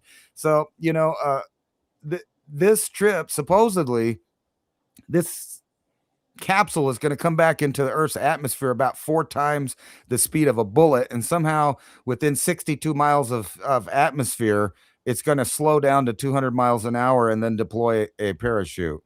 I'm not saying it's not happening. I'm just saying, wow, I don't know what's going Well, I on. would say if going on that same track, if they were going to use electrogravitics and have weightless technologies in the 1950s, that would disrupt every single economic variable on the planet in the 50s. Coming out of World War II, I mean, all that German technology that was captured with the Bell and everything, and they'd already been working on antigravitics and weightless travel. At that point, it wouldn't matter if you had 60 feet thick of lead, because it doesn't weigh anything. You literally have nullified the weight and effect of gravity by using electrogravitics. And that's 2 spinning opposite plates that somewhere around 12 or 1400 revolutions per minute, it turns in and it nullifies what we consider gravity on the planet here. Well, Huge amounts of research done on this. Man, there's books and just thousands of peer-reviewed research since that time. But, imagine if we had gone to electrogravitics and completely away from fossil fuels in the 1950s. Like, there'd be no reason for the wars. There'd have been no reason for the Cold Wars. There'd have been no reason for nuclear weapons, because that discharge off of those plates, like in the early UFO accounts, they kept seeing what they called lightning coming off of the UFOs, right? They got the bottom of it would see discharging electrical patterns. That same device can generate electricity. That's the whole dual use of it. Yeah, absolutely. It's an electricity generating machine. And at that electrical frequency, it also nullifies gravity to a certain amount of RPMs and opposite spinning rotational disks. You can take a look at alien reproduction vehicle craft, and they have 7 layers of that substrate with different copper paneling going through. And the way they bank it is they charge where those different electroplates are, and the amount of charge going in the electroplate makes it bank right or left, depending on the electrical charge going into that. But once you get it started, it's a self-fulfilling thing. It's creating its own electricity. So we would never have had to buy electricity ever again. We would have needed 0 transportation systems, no tires, no highways, no roads, no electric cables, like the full build out of everything to give this invasion force its monetary capacity and power to dominate the planet through monetary systems would have been 0. So I could see why they never would want to unveil this technology that they would have in the 1940s and 50s onto the general public, because it would have disassociated everything that had built up to value using fossil fuels to that point, and the way we built out and conducted electricity and different types of things with pipes, and that none of that would have been built out since then. So 70 years of development would have been 0. Right. That's exactly a technology that gets you off planet and takes you anywhere in the solar system you want. at the heaviest thickness of lead or whatever kind of protective coatings because it weighs nothing. Now, I agree, you could definitely shoot through the Van Allen radiation belt if you have that technology, but the current little trinkets that they show us shooting with some sparklers behind it, not a chance. Well, if you really think about it, if they allowed anyone to know that we had anti-gravitic or even something similar to that efficiency, no one would ever believe their geopolitical propaganda about why we're bombing countries, why it costs so much for food to transport. I mean, think about it. It would take everything that needs to be transported would be at zero cost almost. And then there would be no power over people at all.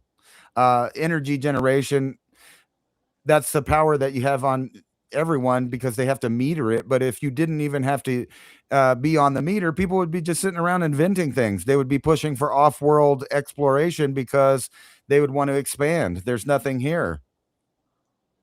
Well, when they needed all this mining and all this drilling rigs and all these things that have polluted the environment and plastics, we would have needed none of that.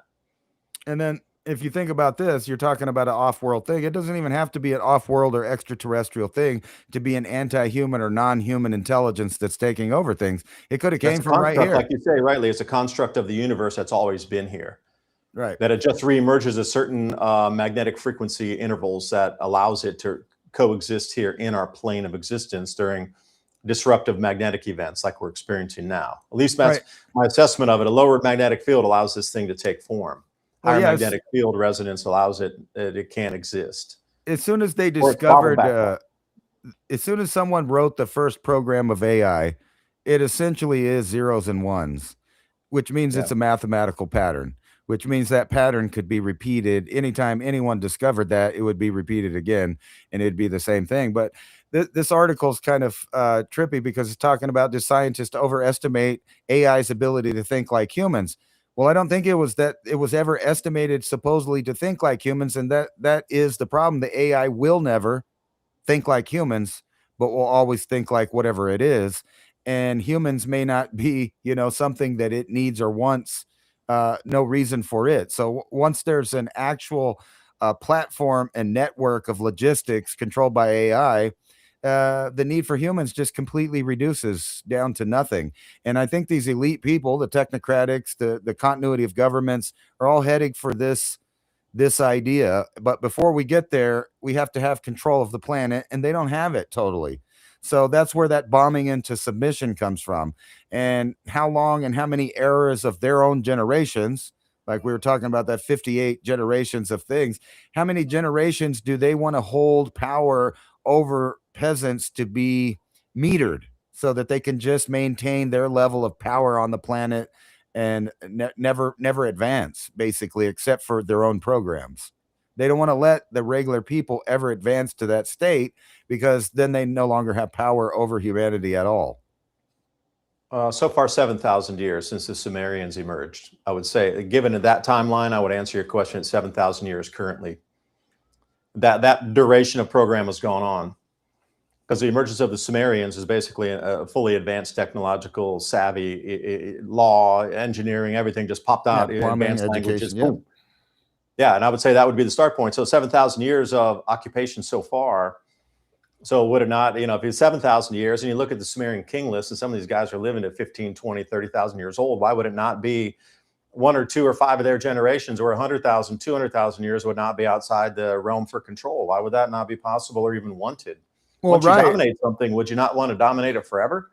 Well, think about this too. If you were wanting to do an experiment, that's why we use mice. You would want to have an intelligent creature live shorter and shorter lifespans so that more progress is made within each generation faster and faster if you were on the outside of that trying to control it.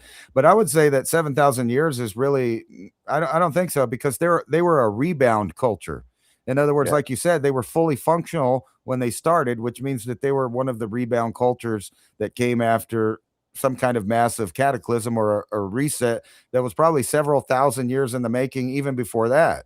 And now they're redating everything. Everything is being pushed back 12,900 years and before that because of several events in a row. So 7,000 years would be more along the lines of a big flood that happened about 6,000 years ago. But there was a bigger worldwide thing that happened about 13,000 years ago. And I think they're really getting ready for that. And matter of fact, you're hearing a lot of these topics come out of the upper echelons of people talking about this, and they keep repeating this date of 2030. Now, in the past, I've talked about it's almost impossible ever to have a biblical type flood because there's not enough ice pack on the things. But the more I've studied, I found out there's another scenario in which the earth can flood again. And that's if we get hit in the ocean by some kind of deep impact, which would turn all of the frozen methane at the bottom of the oceans into a gas form, which would expand the oceans out and it would flood everything temporarily, maybe for a couple hundred years, while the density of the ocean would be completely different because it would be like if you shook up a soda pop bottle and then you open the bottle real fast, that expanding carbon would come out and it fizzes everywhere and you get this big volume of fluid that came out of a small area. Well, the same thing actually will happen if there's any major earthquake at the bottom of the seafloor or an impact that would turn all of this methane, frozen methane, into gas form, and it would, be in a solution with salt water. So it's very possible that the planet can actually flood again. Well, I would say, there's a lot of studies that have been done saying there's 2 to 3 times more water locked in the crust than there are on all the oceans and rivers and lakes combined on the surface of the planet that we currently can measure. So if you hit a rift or something rifts that open, then you have another doubling of the amount of water on the surface. And you got to consider that, some people talk about, and some theories are that the earth expands during these electromagnetic excursion events, that we don't contract, that Pangea kept expanding, not from a continental drift theory of whatever, how many millions of years for each inch or something, but we get into much more quick and more fast expansion events where the next projected expansion event will take our continents further out and will add another 10 or 12% to the circumference or the diameter of the planet. Now, if that were to happen, then we would get rifting. The seawater would fill back in and close those gaps of volcanic fissures. But what if there's a tear on a primary water source that's not volcanic and that water just keeps pushing out through new pressurization? Possible. I mean, anything's possible. The way they have limited our minds and the ability to understand cataclysms and what's possible on this planet in terms of like just scale on it. We're always being boxed into, the wave can only be 1,000 feet tall. Well, what if waves aren't just 1,000 feet tall? I mean, you see some of those places there was this big landslide up in Alaska, and it was in a little small estuary area, and that wave went up almost 1,000 feet in a little confined area. What if the waves are really 10,000 foot when they start to hit some of these events? Way above, scales, orders of magnitude above anything. You start to look at this, why have they boxed us into certain things? Cataclysms can only be so big because, looking back in the past, if we're trying to measure back 300 million years or 100 million years, like expansion events on the planet, if they were to occur in specific electromagnetic events, then even small, because they were trying to measure and say, during the 2011 earthquake in Japan moved 8 feet in a single event. Like you're talking about inches per, millions of years or something on this whole continental drift thing, but they just disproved that by showing Japan moved 8 feet in a single event. Well, we also know that happened in 2008 in China, that the Sichuan area, earthquake. whenever the fault slipped, right? 87,000 people died. It was like 1.5 million people displaced or homeless on top of the basically 90,000 people that died then. You and can't then believe it happened that again. number. Anything China gives you as numbers, you got to multiply by 10 at the minimum. Yeah, I mean, the damage up there anyway was so significant. I lived in Chengdu, which is the capital of Sichuan province. And knowing how shoddily everything was built up there, and as soon as you leave, even Chengdu at that time was just becoming like a first-tier city. It was still second tier, but they were finally getting it up there, getting some industrial parks out there and getting people to put the development in. But, I used to like to travel a lot, and speaking Chinese, I'd be able to like read a map and get out, and me and a bunch of people would just be travel buffs, and we'd try to go out every weekend thing. Once you get up even just slightly out of the city, everything was like hand built with stones and like, nothing to build to code, everything collapsed. And even some of these images I'd seen, just like the entire region had collapsed. pretty much further into the mountainous areas and getting up into the foothills going up. Because if you get out of the foothills and you start going up, you get up into the Tibetan Plateau. So, you're on hillsides up there, bridges washed out. Everything is just, I would say everything in like 100 square miles just collapsed. And you're telling me only 90,000 people died? Like, come on, man. It's a heavily, very densely populated area anyway. Think about everything this. in China is pretty much a lie on a natural disaster because they don't want to lose their reputation of, so multiply by 10. The numbers that were given of people who died in that was like 900,000 to 1.2 million people anyway. So those numbers are way off, way off. Just saying. You can take my opinion for what you think it's worth. Well, even if it was this number, 5 million people displaced from their homes is a lot of people. But my point is this is a tectonic slip where two major the Asia and Eurasian plates, they just slipped, causing a 7.5 earthquake, right? And that's not, that's a really big earthquake. But think about if this happens, and this goes back to what I was talking about before. We now know that worldwide Pacific, Atlantic, Indian Oceans are covered in this thick mat of frozen methane. And when methane dissolves in water, the water expands several times its own size. So if one of these, and you were just talking about the Japanese earthquake right there, if that would have happened right where a bunch of this methane was, you would have had double the flooding and tsunamis that you saw in the Japanese earthquake. This is something that's a realistic thing, evidently, that's not really taken serious. So whenever you start looking at these hypotheses and theories from outlying scientists that use good science to prove that, if this happened, this would happen. So we know that if a deep impact from any object came slamming into the earth in one of these areas, we're talking about back to the Stone Age.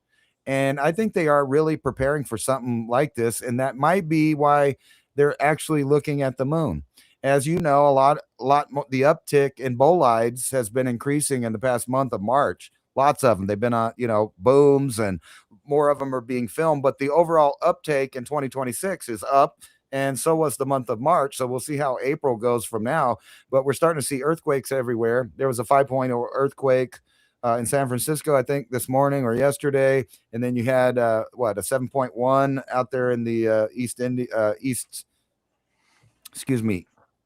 in the Pacific Ocean there, or I think it was the East Indian Ocean more. You guys hear about that or get tsunami warnings for that? No, that's on the other side. Like, it wouldn't affect out here. That's on the other side of Singapore. Like, we're way tucked in the islands. You have to go through Indonesia, the Philippines, and stuff to even get up here. I don't know what you're showing. buymeacoffee.com/civilization. Thank you for your kind support here. Silver Creek Double Espresso, lizards from outer space in charge. I don't know about that, but something hostile forces here. And that didn't just arrive like yesterday to start an invasion. It's been here for thousands and thousands and thousands of years. Whatever you're showing is not showing. Oh, it's not? No, it's just the background there. That actually happened the last couple times you put something on screen. It's just... Oh, really? Let me see if I can... It says you're sharing something, but nothing's visible. Okay, let me show that again. Let me see here. We got it now? Nope. Yep. I don't see it. It is our buymeacoffee.com/civilization cycle page. Maybe it's going out on the broadcast and I'm just not seeing it.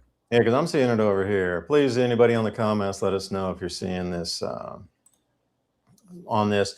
They just sent the Nevada National Guard to the Middle East. Catherine Barlow giving us the update there. Thank you for the double espresso. Yeah, it's just a glitch. They can see it. All right. What are you hearing about that? Because you're right in that neck of the woods. You hearing Nevada National Guard out to the Middle East? No, I haven't heard that at all. Yeah, I'm curious because I do know that they're doing 24-hour sorties here now. With and Taiwan military is on the move here too. I've seen a fair few vehicles moving around, way more than the normal. Like, you might see one or two, because if you're near somewhere and they're out on a weekend, they're doing something. But this is the middle of the week, and there's like truck moving around all over the place. Just saying, it's way out of the normal. What I've seen, it could be normal, but for me, since I've been here many a time seeing it, I just haven't seen it at this level of things moving around. Just saying, I'll add that into a little bit. That's all I got for you. Also, let's see. I'm going to come back to here. Misto Beak. This is one I was trying to get through here.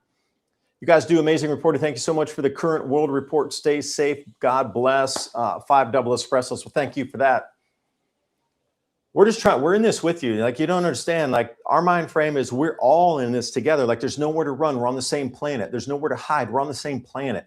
We're experiencing the same things.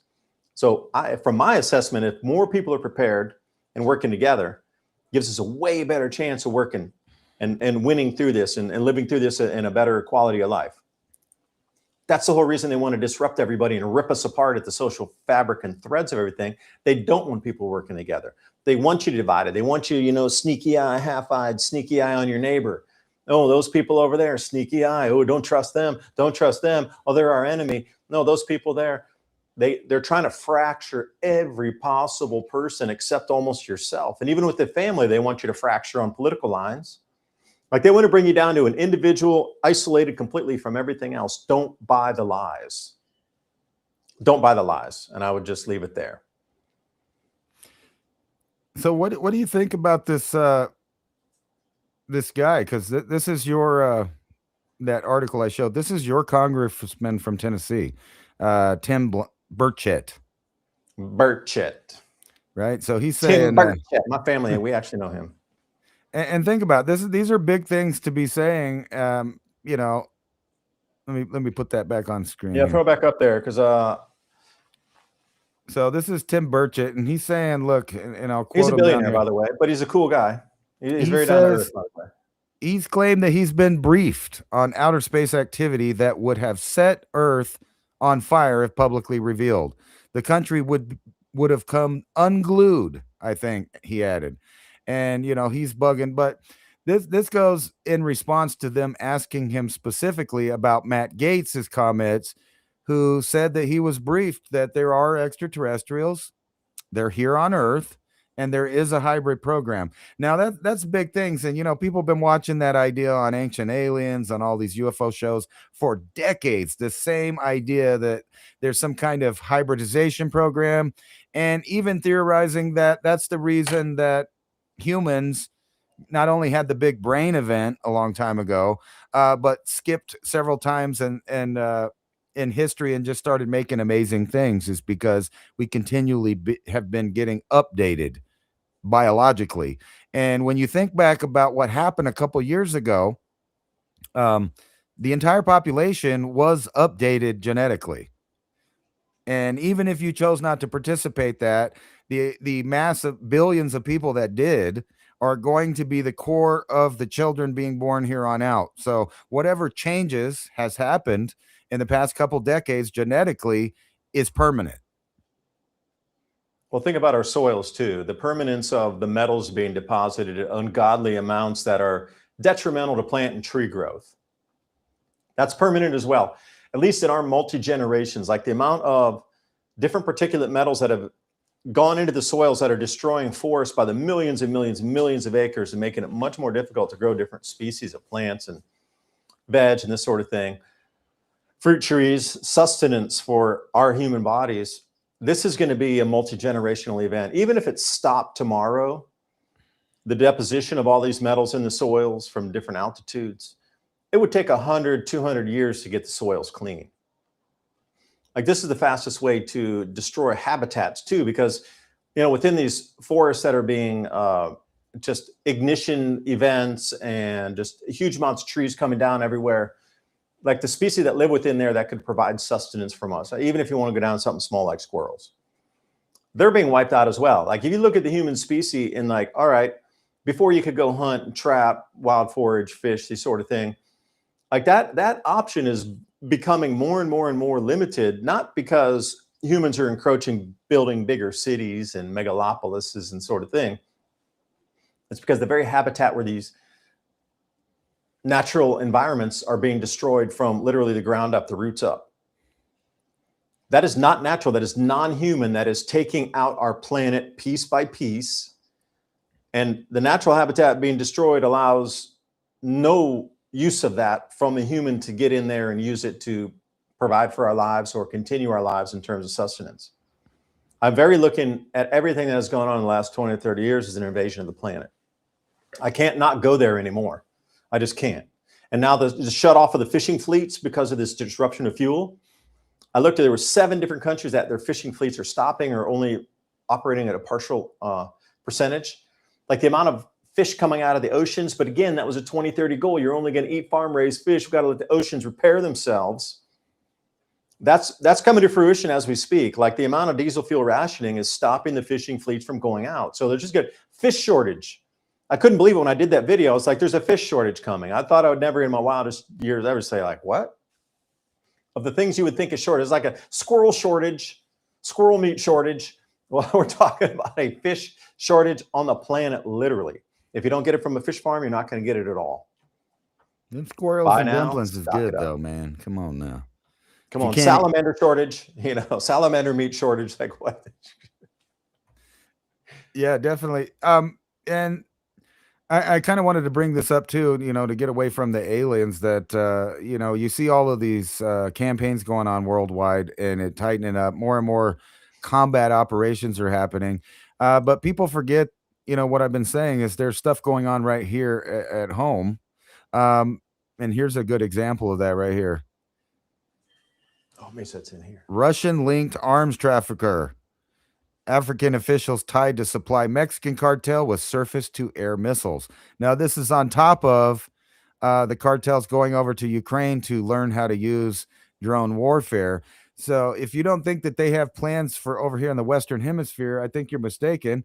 And I'm sure you saw this whole joint operation going on in Ecuador. Guess what? We're bombing farms right here in the Americas, farming areas. I'm not saying that there's not bad guys on those areas, but I'm just saying if you think about, all of a sudden the war about food, the war over food or the war economy is showing up for everyone. So I don't think anybody's going to escape that, but it really doesn't make sense what we're doing in Iran because, I've been listening to a lot of people. Maybe they're smart, maybe they're wrong, but it seems like the only people that are going to be hurt by our actions, by involving ourselves in this, are going to be our allies in the Asia sector. We have backup plans over here for our own oil. Obviously, we're going to keep running our war machine over here. But why is it, do you think, that we would want to be, or, leaving them out to hang or putting the squeeze on our own allies around the world? Because all the production capacity is over here still. We need that to have a continuing world. Without that, we don't have the continuing world. So just even to reiterate here, like, if you're talking about increase in prices, I want to get you ready for this. We are being hung out to dry. Please understand that. I would say depop is a thing that's going to occur in the US. We need the Asian manufacturing because everything's been outsourced over here. It's been planned. If you look at the 1972 map of the Club of Rome, the 10 Kingdoms map, Asia is a major part of that. It's large. And the exports, and this whole thing about bring the factories back to America and all this thing with Trump, as a pipe dream, they might come back in some form, but literally their entire rest of the planet has tooled out to have Asia as the production point, and a lot of the no NIMBY stuff in the Middle East as well. So over the last 3 months, inflation for groceries is up 2%. That's not including to the war. That was only pre-war. This is in addition to the 40% rise since 2019. But again, the end result of what industry experts are talking about right now is 8.2% this month coming in for grocery prices alone. That's not an addition. They haven't even gone in to add any of your increase in plastics prices, packaging prices in addition to this. So looking forward, it does look like we're going to be running at a, 10, 12% increase in food prices per month from now. So are you prepared for that? That's the question. And I'm trying to turn off that screen as well, hide that one. Other boy, this should be all hidden. Cancel those out. So if you take a look at what's going on, Ransom, I mean, how many people can afford these food price shocks that are coming in so fast and so furious? Like, how does a government, continue to provide goods? Like, the whole basis of America is this consumption model. If you buy stuff, it breaks. Like, we're gonna get a new car. We got a new car out here. but we didn't get a new car with all the computer screen and everything. So I was trying to explain that, those computer touch screens, if that thing malfunctions in even one part of it where it controls your airflow, your aircon, the radio, and all that stuff, it costs $5,000 at the minimum to fix one of those screens. You got to buy a new one. There's no fixing it. Right. So I was like, let's get a little bit older model, brand new one, pretty much still, that has the old clunky knobs where you turn it on. It's actually a knob where you turn on the aircon. That's fixable. That's replaceable. And then I was really saying, hey, can we find anything pre-1970s that's kind of a cool model that's out here, 1950s, 1960s? And people looked at me like I dropped out of space. Like, why would you get something that old? I'm like, you can repair everything. You can find parts for these. It's so easy to repair it, like this computer screen. And now with the war, those computer screens would not surprise me if it cost $10,000 to $15,000 to repair those or replace it with the disruptions of all the technology. And like, you got to understand, the helium that is being cut off cuts down semiconductor chip production and that kind of chip production that gets those touch screens. So I would imagine a shortage of those touch screens for repairs in vehicles coming right quick. They don't build like a 5-year supply of those because they know the technology is out of date in like 2 to 3 months or under a year. So they're only making them as they're needed for requirement from purchase orders off of different automobile manufacturers that are also MRO parts that you're gonna order, and then it goes back in the dealership. Like, there's only a limited amount of those. Once those are gone, they're gone, and the production cost for that is going to be astronomical. So if you're thinking about buying a brand new vehicle with a touch screen, I would just say, carefully weigh those options of going back a little bit to like 2016, 15, where you got, big dials and things. They can't automatically turn your car off. They can't remotely disable it, because we're coming into a time where they're going to tell you can drive 1 or 2 days a week, and they're going to disable every car they can possibly disable to enforce that. If you have the older models, like the pre-1979, you don't have to worry about an EMP threat. If you got the earlier models, 2015, 16, there's no really electronics to disable it, and you can repair it more efficiently. So, think about this. You might look and go, why are you driving a 10-year-old car? Because it can't be disabled and I can fix it. Why are you driving something that's almost 60 years old? Well, I can repair it myself, and it will never go down in an EMP. That's why. Like, there's levels of preparedness here, and you really need to think about these disruptions. They are going to enforce. So you thought the COVID lockdown was hard.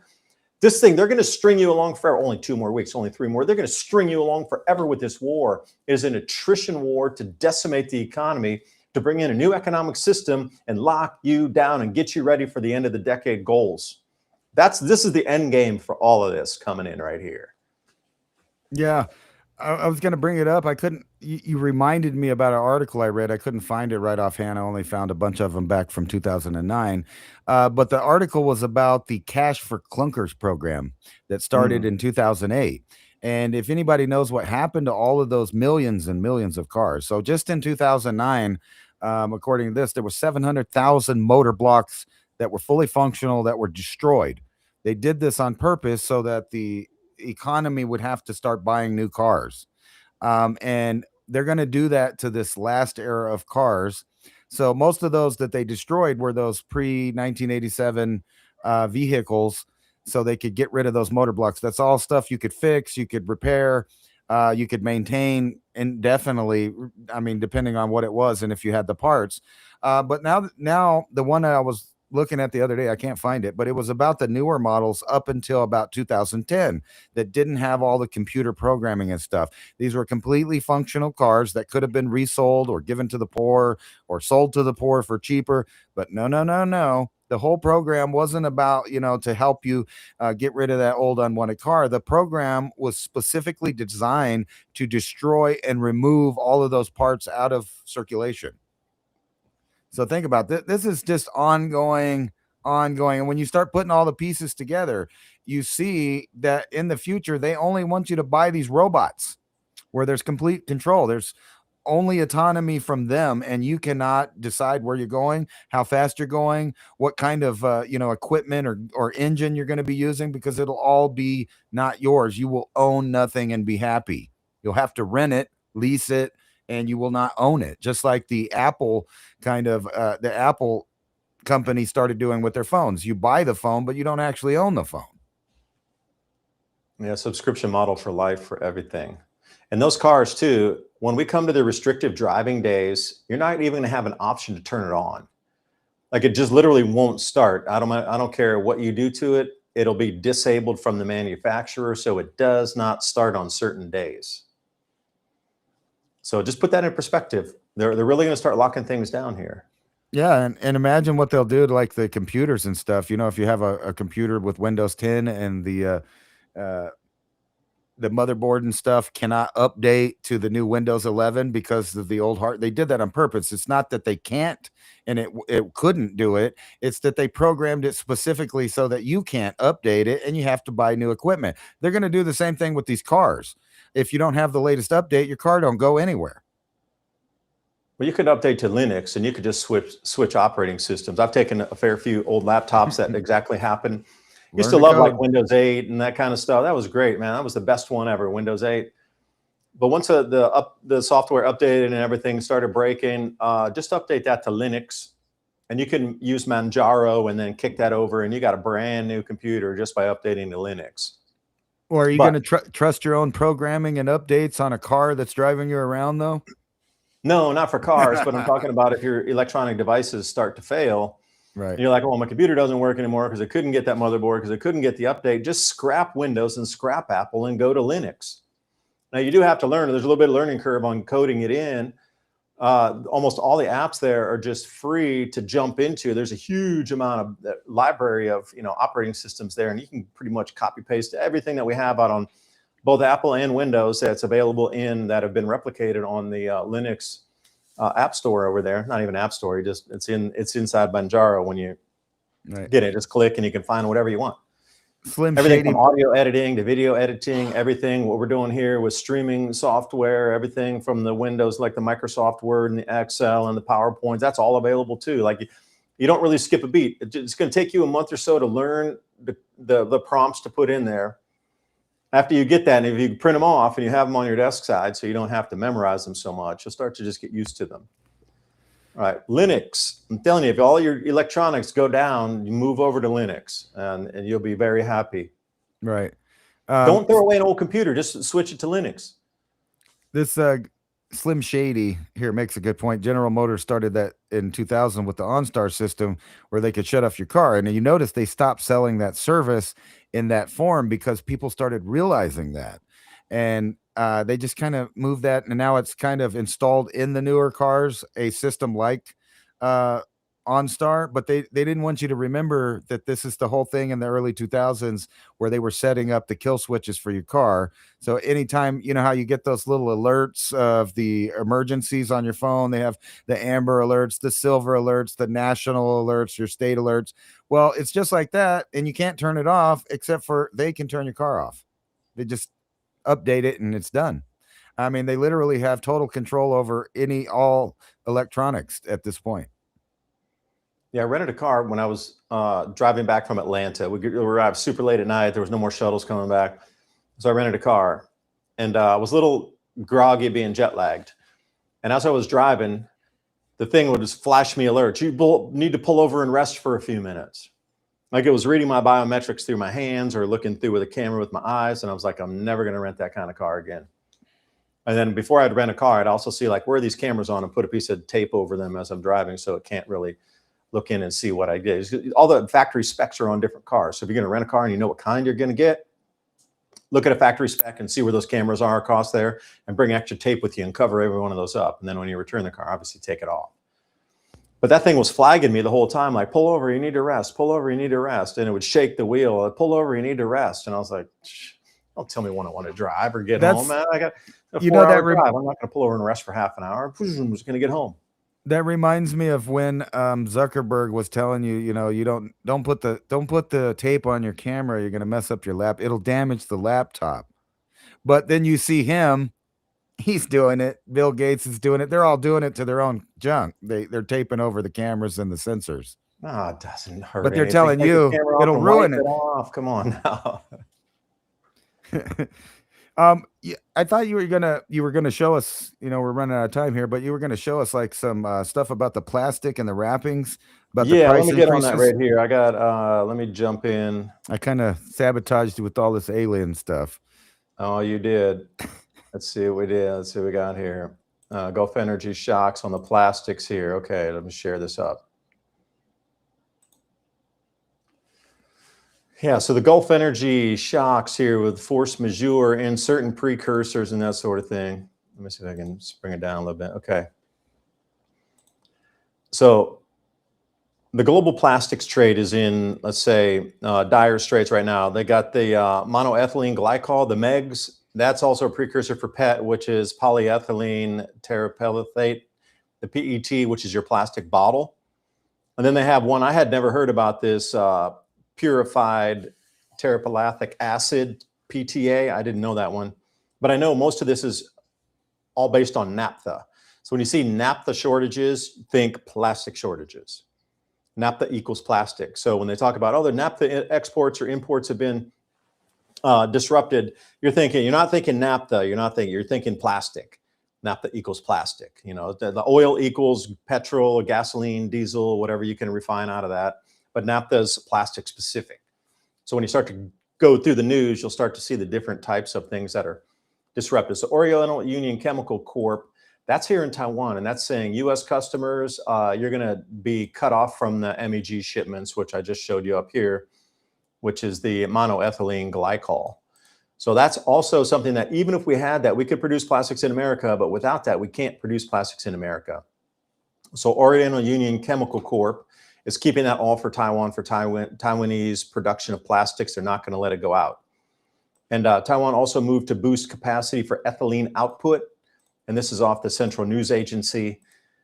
What's this? Hainan Yisheng Petrochemical Company out of China. They're saying no more PET exports, no more PTA. Those are disrupted, so we're not going to export any of that. So again, these are all the chemical precursors that you need to produce plastics. So you can start to see it going off right now. You know what that Indorama Ventures, they're saying that PET resin is going to rise by 10 cents a pound. And then there's a war tax on that at 5 cents a pound. So then when you start getting in and adding all this up, it turns into 12 cents for one PET bottle or a PET bottle, plastic bottle, drinking water bottle, or, you know, orange juice bottle, whatever kind of thing in there. And then here it says there's an additional 5 cent war surcharge on that. So you're already looking at a 5 cent war surcharge, a 10%, and then, or 10 cent, and then you're looking at the increased production costs because energy is costing more. So just everything across the plastics chain is going to cost more. Now, Saudi Basic Industries, they're calling force majeure because they can't even get it out. And all these things that are coming out of like Qatar and Bahrain and the UAE and Saudi Arabia, they're just kind of stuck. They can't even get all these chemicals out for us. This comes off of the Dow Chemicals CEO. He says Gulf petrochemical flows could take 9 months to normalize, even if the choke point upended and cleared out today. We're looking at a 9-month plastic disruption. I'd heard 7 months from others, so this even takes it to another couple months from there. So think about that. Everything that you have in plastic, from snacks to frozen foods, fresh protein products, fish, vegetables, everything, anything that's wrapped in plastic is going to be at least a nickel or a dime, 10 cents more for every single thing you buy with plastic in it. And this should continue to increase based on what they're talking about disruptions. So it might be 10 cents today, but as we go along in the next, 2 months, 3 months, if this thing continues, it could be 25, 35, 50 cents just for the packaging. Now, if you buy 10 items, that's an extra $5. That doesn't include the rise in food costs or delivery costs. That's just purely the packaging.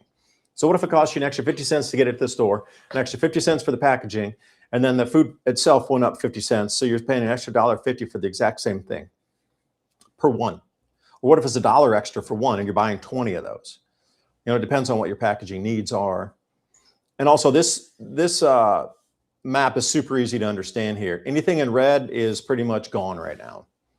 Anything in the red coming off this map is delivered out through the Strait of Hormuz. So just subtract every red line off the map, and that's where you sit in disruptions.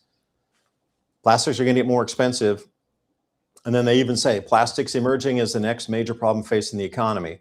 It's not about the petrochemical, or it's not about just the oil or the diesel or the jet fuel, the A1 jet fuels. It's about the plastics now. This is going to keep stepping everywhere you go. It's about the hydrogen. It's about the helium. Helium can't do, semiconductor chips. It's just going to continue to step on of all these products that normally come out. So here's the next one: plastics. Plastic is going to get way more expensive. So what you're And I saying, guess that's so it. what you're So saying is that your 3D printed gun is going to cost a lot more now because unless you that's purchased a that whole bunch of PET, plastics for right? that in advance, and you're sitting on like 100 pounds of injection mold plastic that's ready to go into it.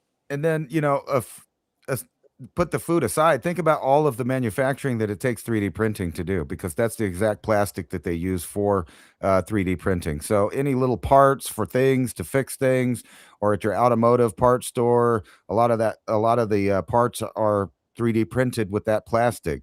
So that means all of those products are going to go up. So all of the mom and pops businesses that are making little trinkets and little things out of 3D printed plastic, their prices are skyrocketing, and so all of that stuff will go up.